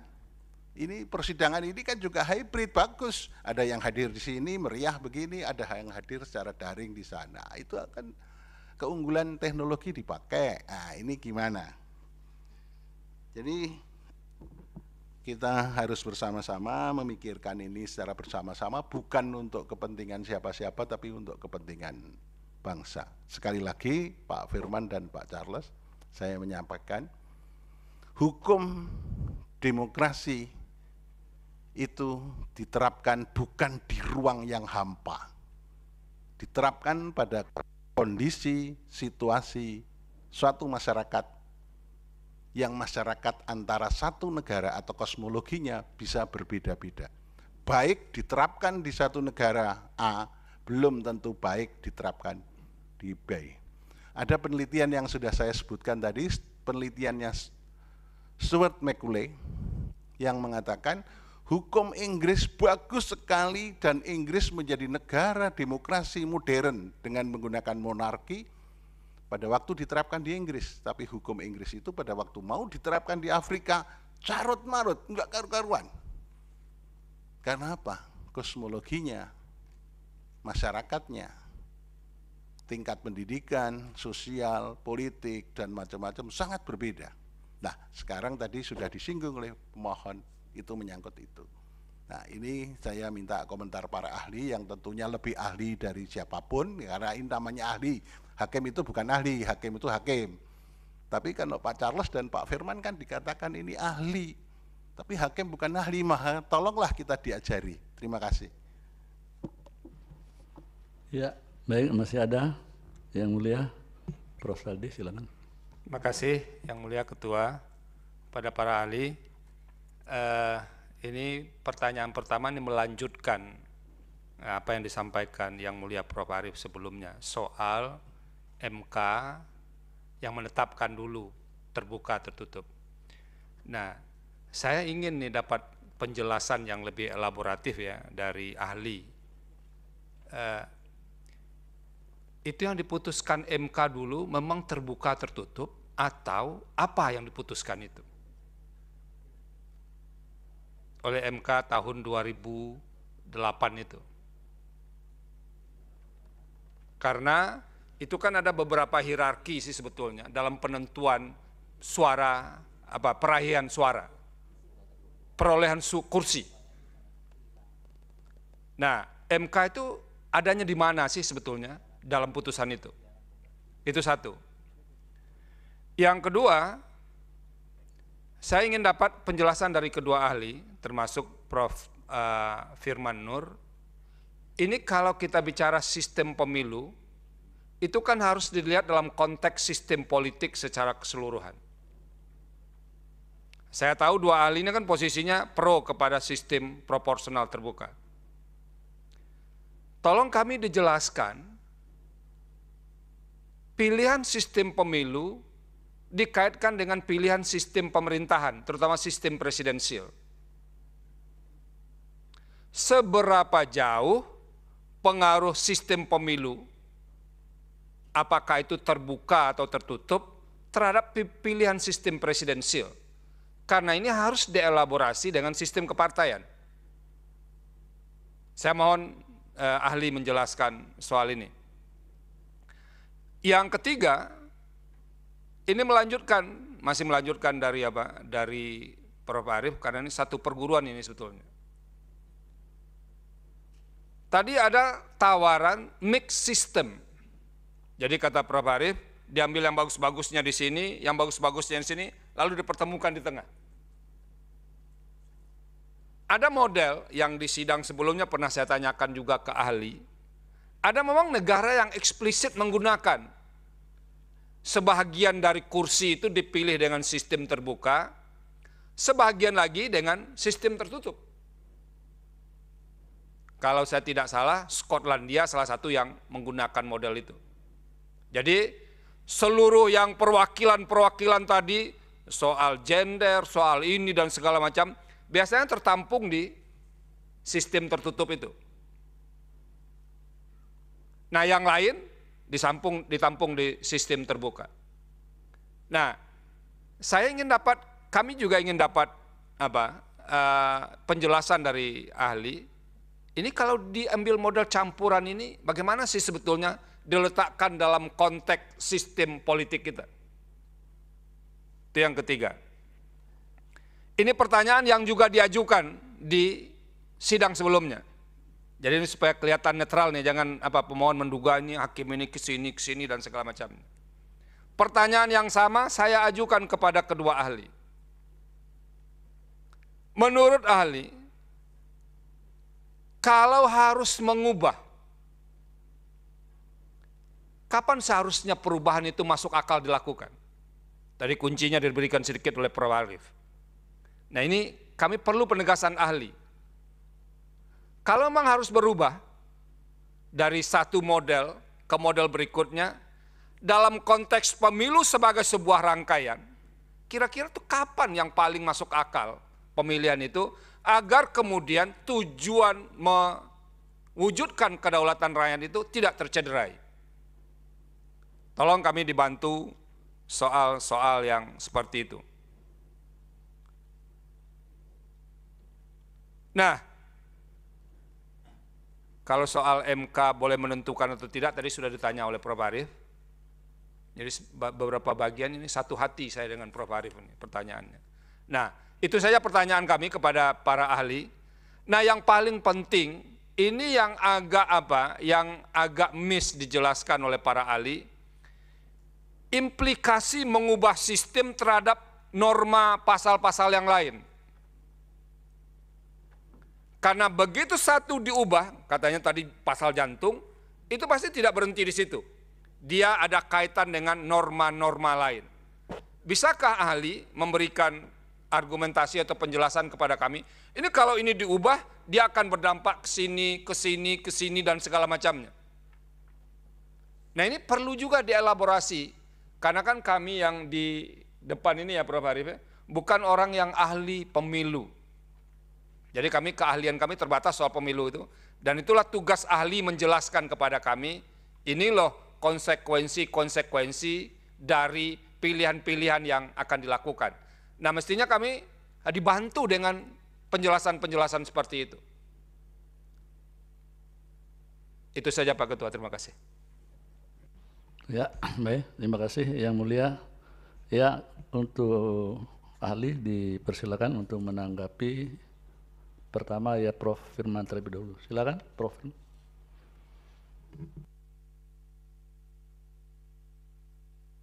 Baik, terima kasih Yang Mulia. Terima kasih juga atas pertanyaan yang diberikan. Saya akan mencoba menjawab beberapa pertanyaan yang disampaikan tersebut. Yang pertama terkait dengan pertanyaan dari Pak Ludem.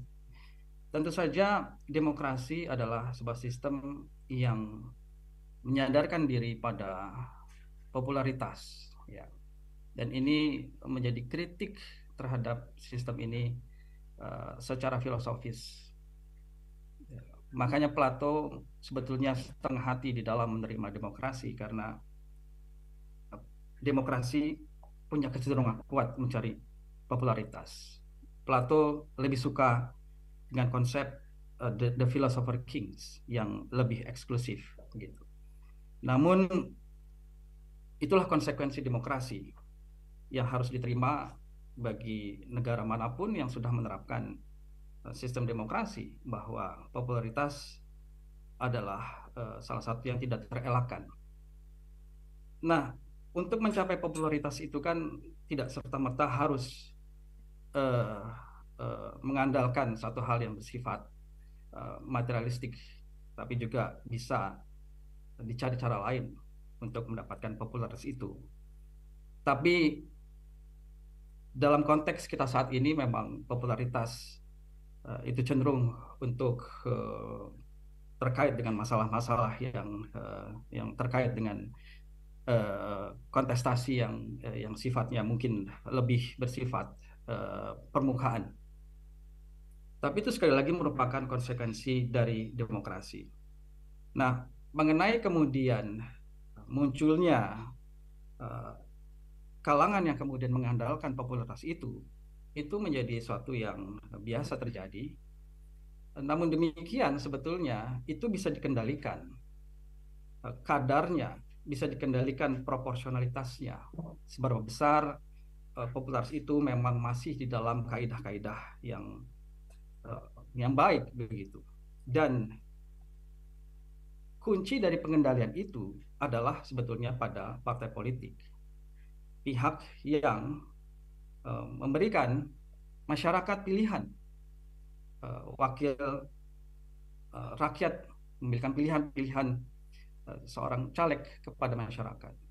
Sehingga dengan demikian sebetulnya masalah popularitas ini, letak persoalannya itu adalah lebih pada bagaimana partai politik bisa melakukan sebuah kaderisasi dan juga rekrutmen yang menghasilkan pemimpin-pemimpin atau calon-calon pemimpin atau calon legislatif yang bermutu. Sistem politik, sistem pemilu sendiri hanya merupakan satu sistem yang digunakan dari praktik elektoral yang intinya di dalam konteks kita bicara tentang kualitas dari calegnya, itu akan terkait erat dengan partai politik itu sendiri. Sehingga di sini memang diperlukan satu penguatan dan pendewasaan dari partai politik untuk bisa menghasilkan caleg-caleg yang berkualitas, sehingga ketika mereka dikontestasikan dalam sistem pemilu terbuka, maka akan menghasilkan sosok-sosok yang juga bermutu dan juga tentu saja populer begitu.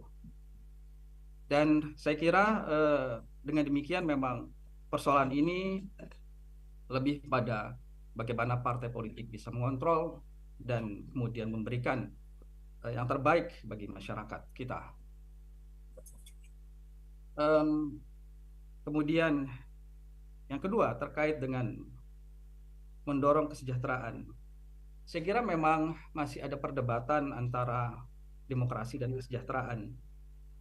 Secara umum, ada negara-negara yang demokratis tapi belum maksimal kesejahteraannya, tapi juga ada negara-negara yang tidak demokratis tapi cukup sejahtera. Namun ketika kita bicara mengenai sistem pemilu, maka bagi saya salah satu faktor yang menghambat terjadinya kesejahteraan adalah adanya praktik politik yang eksklusif, adanya oligarki yang menjadi virus yang kemudian menciptakan satu situasi yang tidak menguntungkan secara ekonomi, karena oligarki ini akan menghisap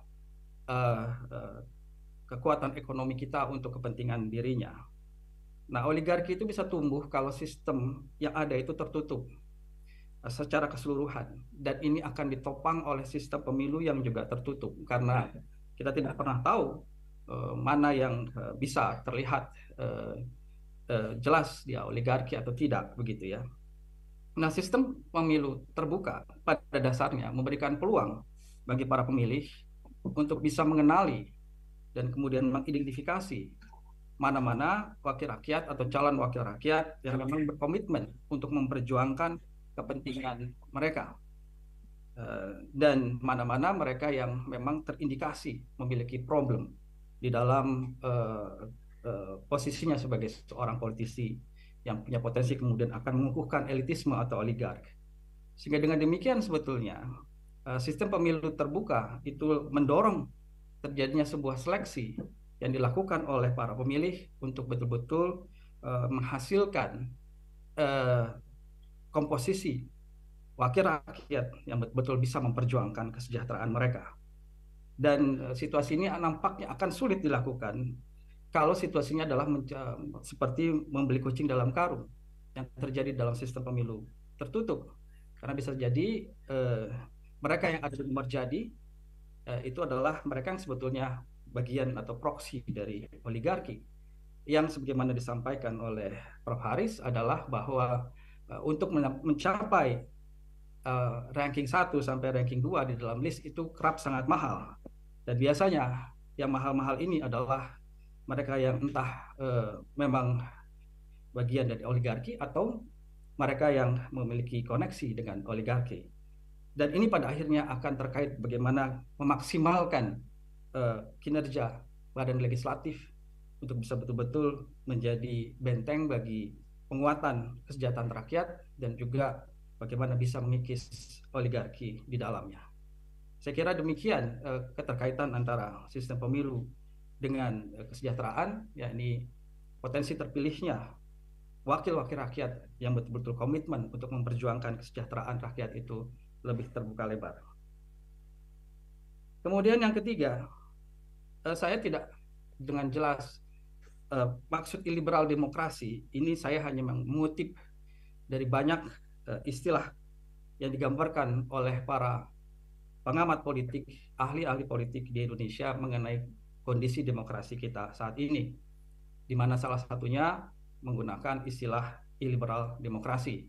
Tujuan saya menyampaikan ini adalah menunjukkan bahwa demokrasi kita, kondisi demokrasi kita saat ini memang belum maksimal, masih ada masalah. Tergambar dari adanya berbagai macam istilah itu. Tanpa kemudian bermaksud untuk memperjuangkan sebentuk demokrasi liberal yang saya juga sepakat tidak cocok bagi negara kita yang berdasarkan Pancasila ini. Tapi hanya memberikan gambaran bahwa situasi demokrasi kita saat ini masih jauh dari apa yang diharapkan. Dan itu hanya salah satu contoh penggunaan istilah saja. Tidak mengencourage kita untuk kemudian menjadi liberal demokrasi. Nah, kemudian saya menyadari terkait dengan parameter bahwa antara situasi di negara-negara Skandinavia atau juga dengan negara-negara Afrika tidak bisa demikian saja dibandingkan dengan kita. Demokrasi membutuhkan kontekstualisasi, saya sepakat dengan itu. Yang ingin saya sampaikan sebetulnya di sini adalah bahwa demokrasi bisa menjadi demokrasi yang diinginkan dengan diterapkannya sistem pemilu proporsional terbuka. Karena sejak awal sebetulnya argumentasi saya bahwa kualitas demokrasi kita ini akan jauh lebih terbantu jika sistem proporsional terbuka yang digunakan, bukan proporsional tertutup. Mengingat sistem proporsional tertutup itu cenderung menciptakan satu situasi yang eksklusif dan elitis sejak di dalam partai, kemudian di dalam penyusunan calon legislatif hingga nanti terbentuknya akhirnya pemerintahan begitu. Nah, sistem proporsional terbuka dengan contoh-contoh bagaimana negara yang paling demokratis itu ternyata menggunakannya, ini mengencourage kita bahwa kita tidak sia-sia sebetulnya untuk bisa memperjuangkan sistem proporsional terbuka, karena terbukti meskipun ada perbedaan-perbedaan, sistem proporsional terbuka ini digunakan oleh negara-negara yang notabene adalah negara yang paling demokratis di dunia saat ini. Dan itu tidak bermaksud untuk kemudian menyamakan begitu saja itu negara-negara itu dengan kita. Karena memang tadi ada istilah kosmologi, ini menentukan bagaimana praktik dan cara pandang demokrasi di sebuah negara. Nah, dengan demikian saya sepakat bahwa demokrasi itu bukan sesuatu yang bisa diekspor begitu saja dari negara-negara barat untuk kemudian diterapkan. Dia harus disandingkan dengan konteks yang ada saat ini. Namun demikian bagi saya, kalau kita belajar pada pemilu tahun 1955, yang demikian penuh dengan persaingan, yang demikian dengan penuh perdebatan yang sehat, kita sebagai negara yang masih muda saat itu, bisa menjalankan dengan sebaik-baiknya sebetulnya satu bentuk demokrasi. Ada yang mengatakan bahwa pemilu 1955 adalah salah satu pemilu yang cukup baik ya dalam pengertian adanya persaingan yang sehat dan lain-lain begitu. Dan sebetulnya itu tidak mesti harus dikhawatirkan, mengingat bahwa persaingan ini kan sudah dilangsungkan sejak lama di Indonesia, dan dalam setiap pilkada itu muncul kontestasi, sehingga sebetulnya kita sedang dalam proses menuju pematangan atau penguatan kesadaran demokratik. Yang harus kita lakukan adalah mengawal itu menjadi lebih sempurna lagi, bukan kemudian memotong dan menganggap ini sebagai sesuatu yang membahayakan. Kenyataannya Indonesia tetap dianggap sebagai negara yang dapat menjalankan pemilu dengan baik, sehingga sebetulnya ini juga membuktikan bukti empirik bahwa persaingan itu bisa diselesaikan dengan cara-cara yang baik.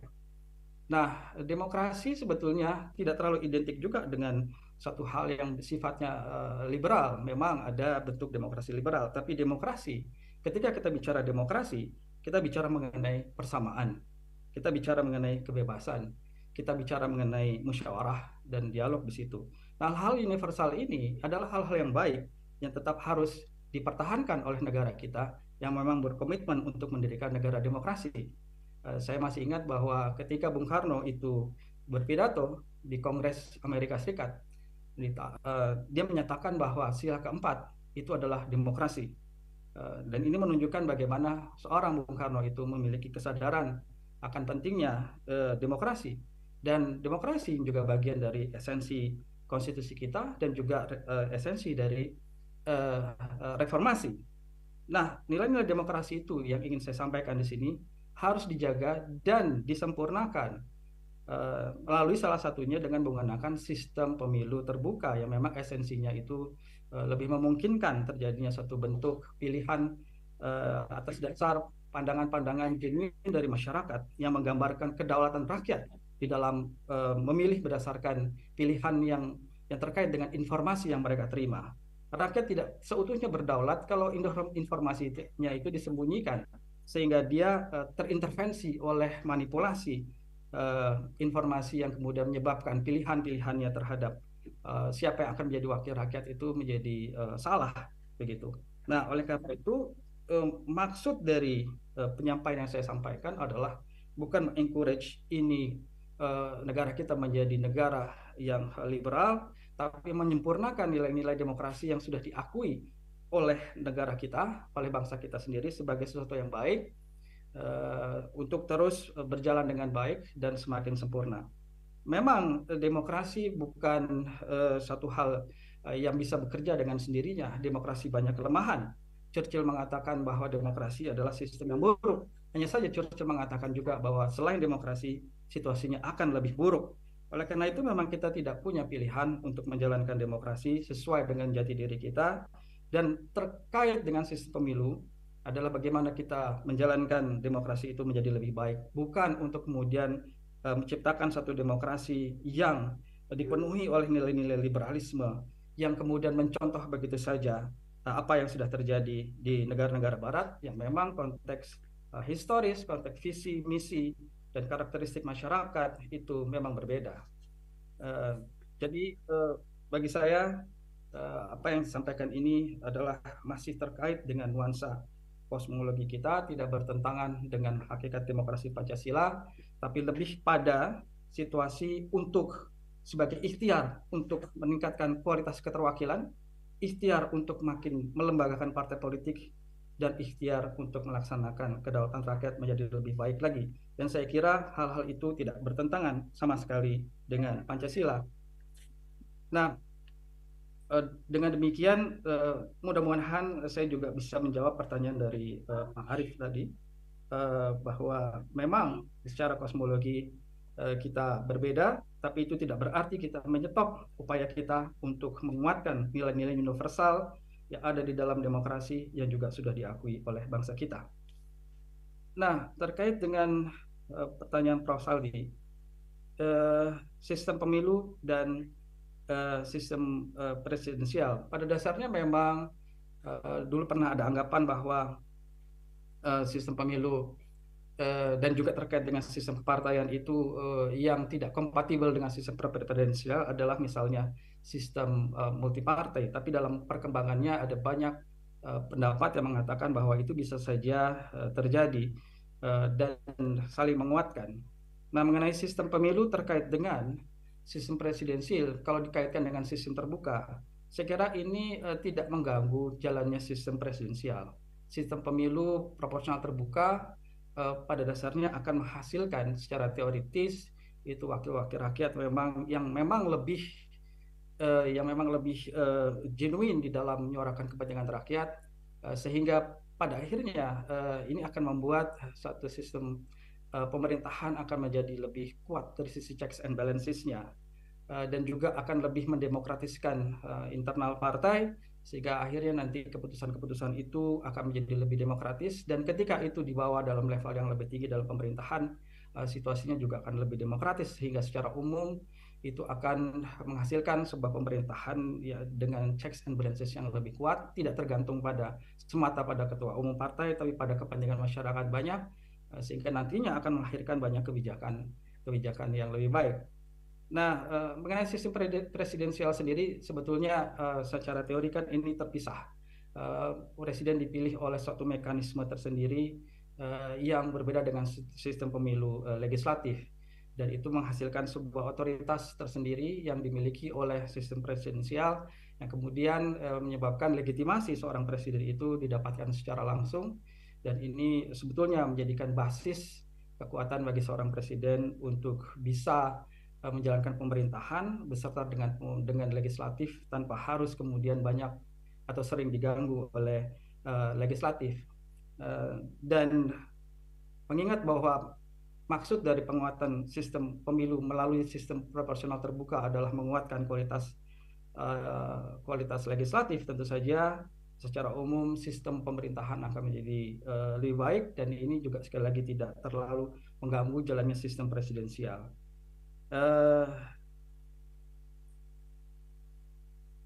Terkait dengan mix system, memang ada banyak hal yang baik dari sistem ini, karena ada kelemahan dari sistem distrik dan juga ada kelemahan dari sistem proporsional yang coba untuk digabungkan,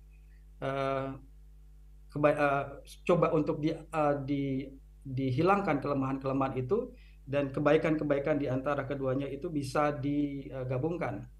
Nah, kelemahan dari sistem distrik adalah dia punya prinsip winner takes all, sehingga dia tidak bisa mencerminkan keragaman politik di suatu wilayah, dan itu bisa tertampung di dalam sistem proporsional. Tapi sistem proporsional di sisi lain punya kelemahan adalah bahwa dia nilai kedekatannya dengan distrik atau daerah pemilihan itu tidak sekuat sistem distrik. Nah, kelemahan itu coba untuk diakali, dan kemudian muncullah ide mengenai sistem campuran, di mana pada akhirnya diharapkan sistem pemilu akan menghasilkan tidak saja representasi dari sisi populasi, tapi juga representasi dari sisi wilayah. Sehingga memang semua aspirasi masyarakat itu bisa lebih terserap. Dan saya kira ini perlu satu pemikiran yang sangat mendalam, perlu studi yang juga sangat komprehensif untuk bisa sama-sama kita mulai pikirkan apakah kita akan berubah menuju ke sana. Dan itu saya kira sekali lagi membutuhkan waktu yang tidak sebentar, membutuhkan energi yang luar biasa, butuh kesepahaman, dan juga butuh pendidikan politik bagi masyarakat yang tentu saja tidak sebentar. Nah, oleh karena itu saya kembali lagi bahwa mengingat bahwa sistem proporsional ini banyak keunggulannya, maka mengapa tidak terus memperbaiki kelemahan-kelemahan di dalam sistem proporsional terbuka ini. Dan mengenai yang masih ada di sistem terbuka ini, mengenai kemudian tidak rawannya sistem pemilu terbuka terhadap perempuan dan juga sebetulnya kalangan minoritas, saya kira memang PR kita adalah mengedukasi pemilih, kita mengedukasi siapapun agar bisa memiliki kesadaran politik yang lebih baik, sehingga tidak melihat bahwa kapabilitas seseorang politisi itu terkait dengan gendernya. Dan ini memang tugas besar negara untuk membuat negara kita ini menjadi lebih open-minded, menjadi lebih dewasa, menjadi lebih matang di dalam melihat politik, sehingga ketika kita sudah semakin matang, maka kita bisa menentukan pilihan-pilihan menjadi lebih rasional. Memang itu butuh waktu, tapi sebetulnya bukan tidak mungkin bisa dilakukan, dan kuncinya adalah melakukan edukasi politik yang seluas-luasnya kepada masyarakat. Kalau kemudian dirubah begitu saja, ya sekali lagi tadi sudah saya sampaikan beberapa kelemahan sistem proporsional tertutup yang sekali lagi akan cenderung untuk menguatkan elitisme. Dan konteks bangsa kita saat ini adalah kita melihat demokrasi kita cenderung menjadi demokrasi yang elitis, dan tugas kita adalah untuk menghindari hal-hal itu. Jadi ketimbang kemudian kita memotong sistem proporsional dengan konsekuensi munculnya satu demokrasi yang lebih elitis, yang tidak Pancasilais tentu saja, kita perlu menguatkan apa saja yang harus dikuatkan di dalam sistem proporsional ini, dan kemudian kita mencari solusi dari hal-hal apa saja yang masih harus diperbaiki dari sistem proporsional terbuka ini. Saya kira demikian yang bisa saya sampaikan. Terima kasih. Ya. Assalamualaikum warahmatullahi wabarakatuh. Baik, terima kasih. Terakhir Pak Dr. Charles, silakan. Terima kasih Yang Mulia. Pertama, pertanyaan dari pihak terkait, seberapa esensial, sangat esensial ya, bahwa kemudian perubahan ini harus dengan proses legislasi.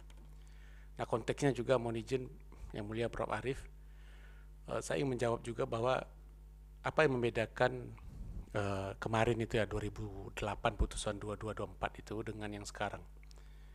Ada perkembangan terbaru yang kemudian saya pikir ini decision landmark decision yang kemudian diberikan oleh MK melalui putusan 55, bahwa eksplisit MK mengatakan perubahan model sistem kepemiluan itu dalam konteks 55 itu adalah pemilu presiden.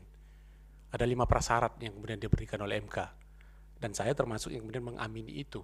Kenapa? Karena kemudian kalau kita bicara sistem pemilu seperti yang sudah diuraikan tadi, itu merupakan hal yang fundamental dan jantungnya. Kenapa tidak kemudian MK berposisi seperti itu gitu? Kenapa? Karena kalau dulu kan belum sampai pada yang kemudian dipersyaratkan oleh MK sekarang.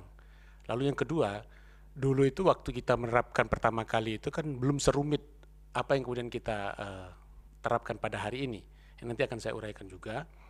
Lalu terkait juga itu apa yang disampaikan oleh Prof. Saldi Yang Mulia, bedanya sepanjang pengetahuan saya, mohon maaf ini Prof kalau saya salah nanti mohon dikoreksi, nanti akan dibaca lagi.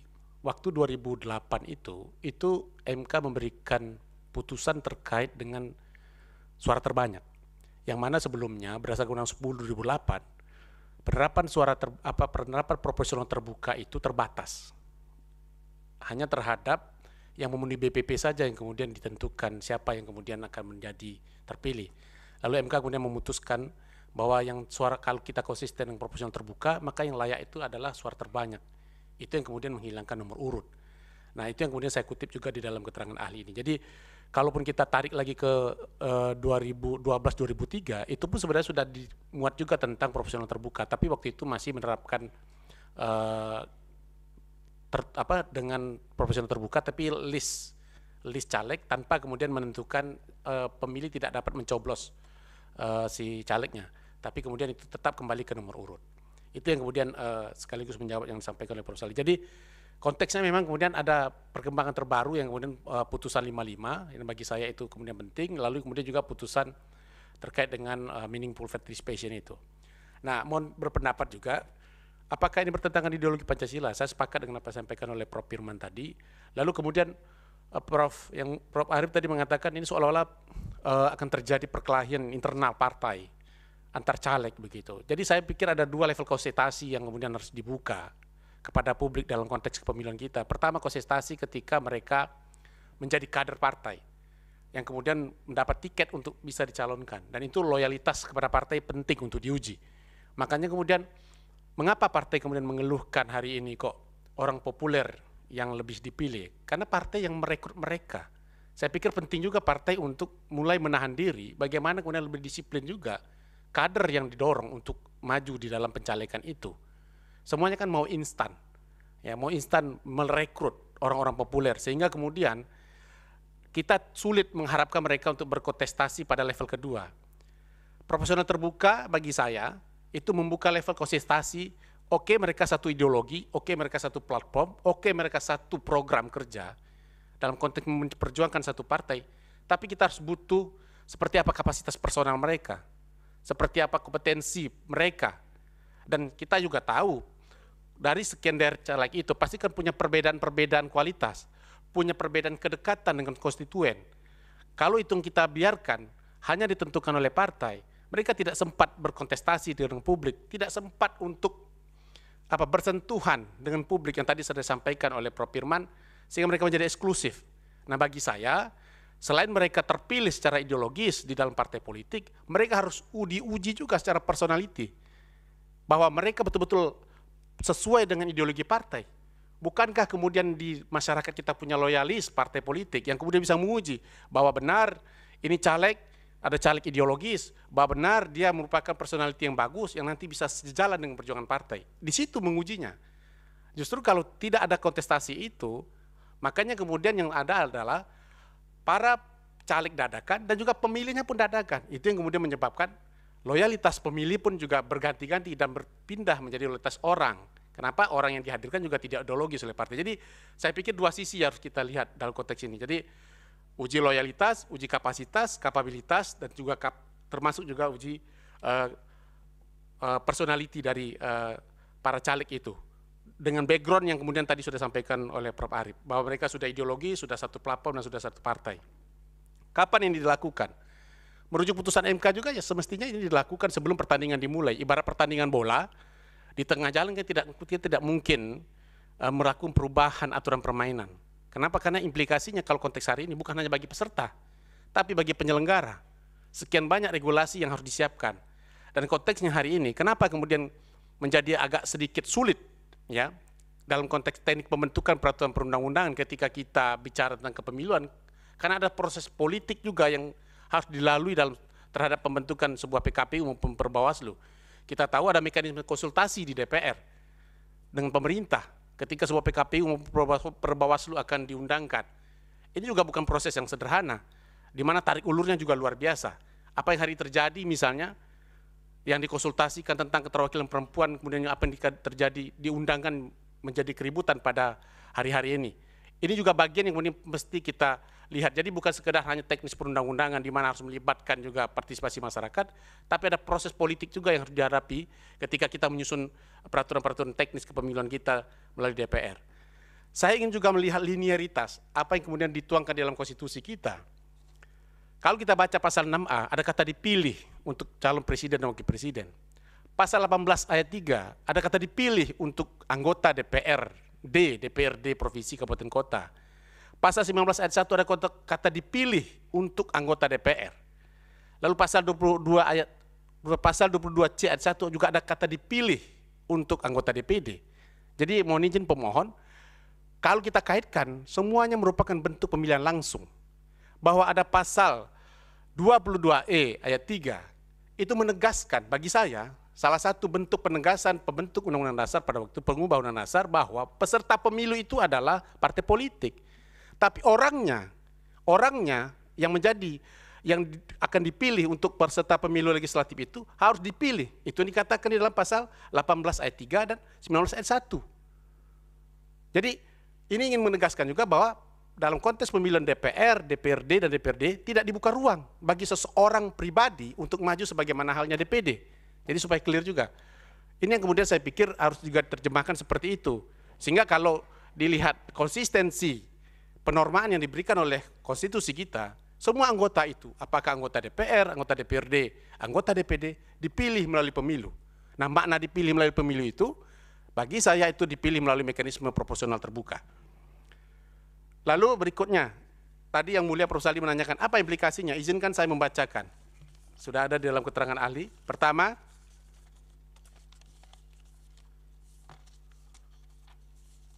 mohon izin Pak Ketua.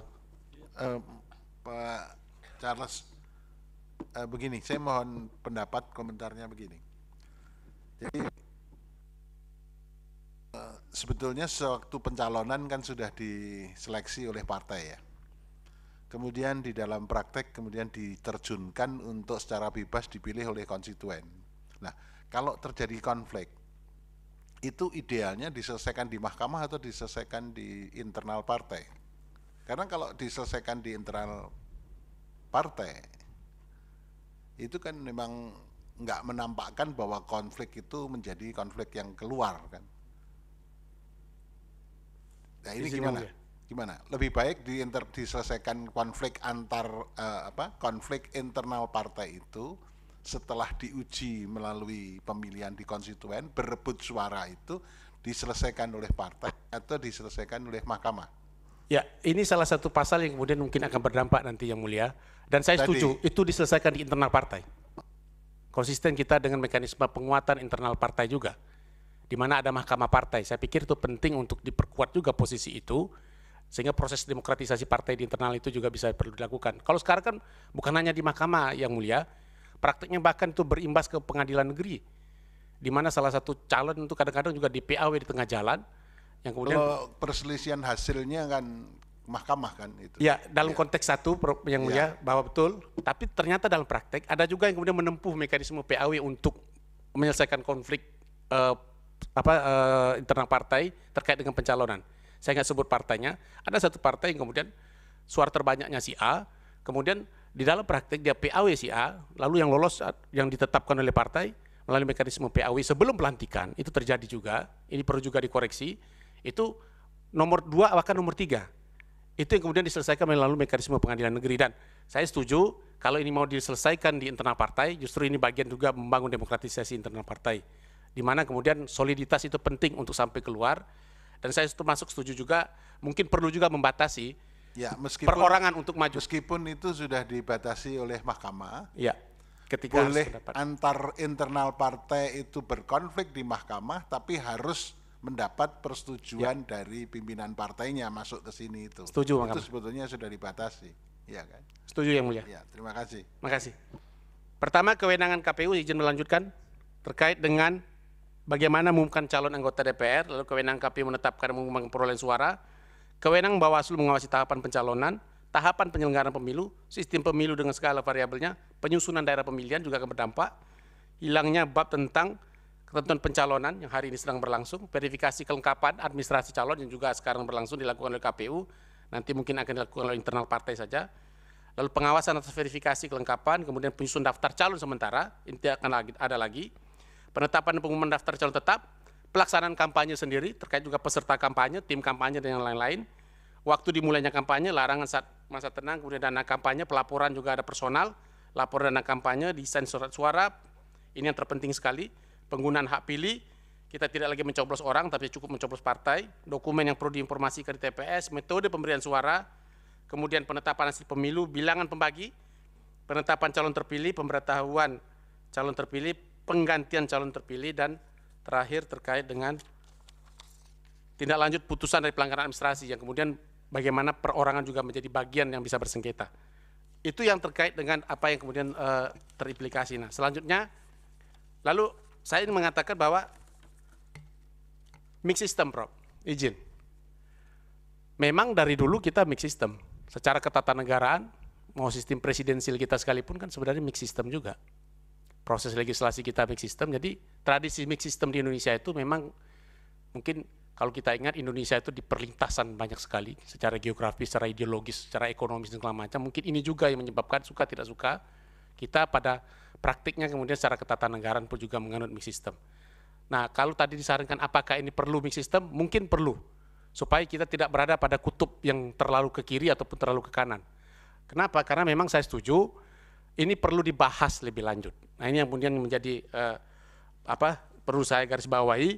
Kenapa? Karena tadi, kalau kita membahasnya dalam mekanisme bukan tidak setuju pada posisi pembahasan di mahkamah, ini kan perlu evaluasi yang mulia.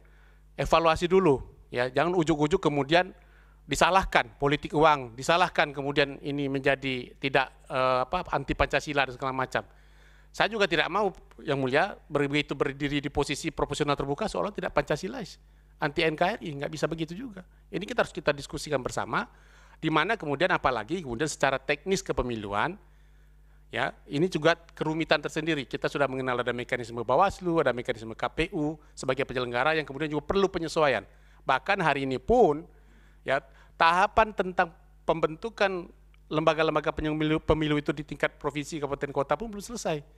Kenapa tidak kita biarkan KPU dan Bawaslu untuk fokus dulu mempersiapkan infrastruktur pemilu dengan regulasi yang sudah ada, ya. Ketimbang kemudian ini kita lakukan di tengah jalan, ketika setiap tahapan itu sudah mulai masuk pada posisi yang krusial, pada saat peserta pemilu sudah bersemangat, ya, secara bergelombang datang ke KPU hari ini untuk mendaftarkan diri sebagai peserta pemilu. Saya pikir ini penting juga untuk dipertimbangkan. Jadi kalau ditanya kapan ini, tentu waktu yang tepat. Waktu yang tepat saya pikir ya setelah proses pemilu ini dilaksanakan, mungkin dengan proses legislasi yang meaningful participation, kemudian semua kita bisa berdiskusi secara lebih tenang dan lebih ideal. Nah, posisi mahkamah, saya mengamini apa yang putusan 55, mohon kepada mahkamah untuk memberikan kepada kita semua guideline prinsipil terhadap prinsip-prinsip konstitusional. Apakah mau mix system, apakah termasuk juga mau tertutup, termasuk juga mau terbuka. Saya pikir itu saja dari saya yang mulia. Terima kasih, mohon maaf jika ada lisan yang kurang tepat. Assalamualaikum warahmatullahi wabarakatuh. Waalaikumsalam. Baik, terima kasih Pak Dr. Charles. Kemudian untuk sidang berikutnya yang mendapat giliran untuk menghadirkan ahli yaitu pihak terkait Derek Lopati dan kawan-kawan. Dan sudah tercatat ada 3 ahli yang dihadirkan yaitu Pak Dr. Jainal Arifin Mutar, Dr. Hairil Fahmi, dan Ibu Titi Anggraini SHMH. Untuk itu, sidang selanjutnya untuk mendengar keterangan pihak terkait tadi ditunda hari Senin tanggal 15 Mei 2023 jam 11.00 WIB. Catatan supaya untuk ketiga ahli dari pihak terkait tadi mengajukan CV dan keterangan tertulis paling tidak 2 hari sebelum hari sidang, artinya sebelum hari Senin 15 Mei 2023. Cukup. Ya. Baik, dengan demikian sidang selesai dan untuk ahli yaitu untuk Prof. Firman dan Dr. Charles, terima kasih atas keserangannya. Ya. Sidang selanjutnya ditutup. Hadirin dimohon berdiri. Yang mulia Majelis Hakim Konstitusi meninggalkan ruang persidangan.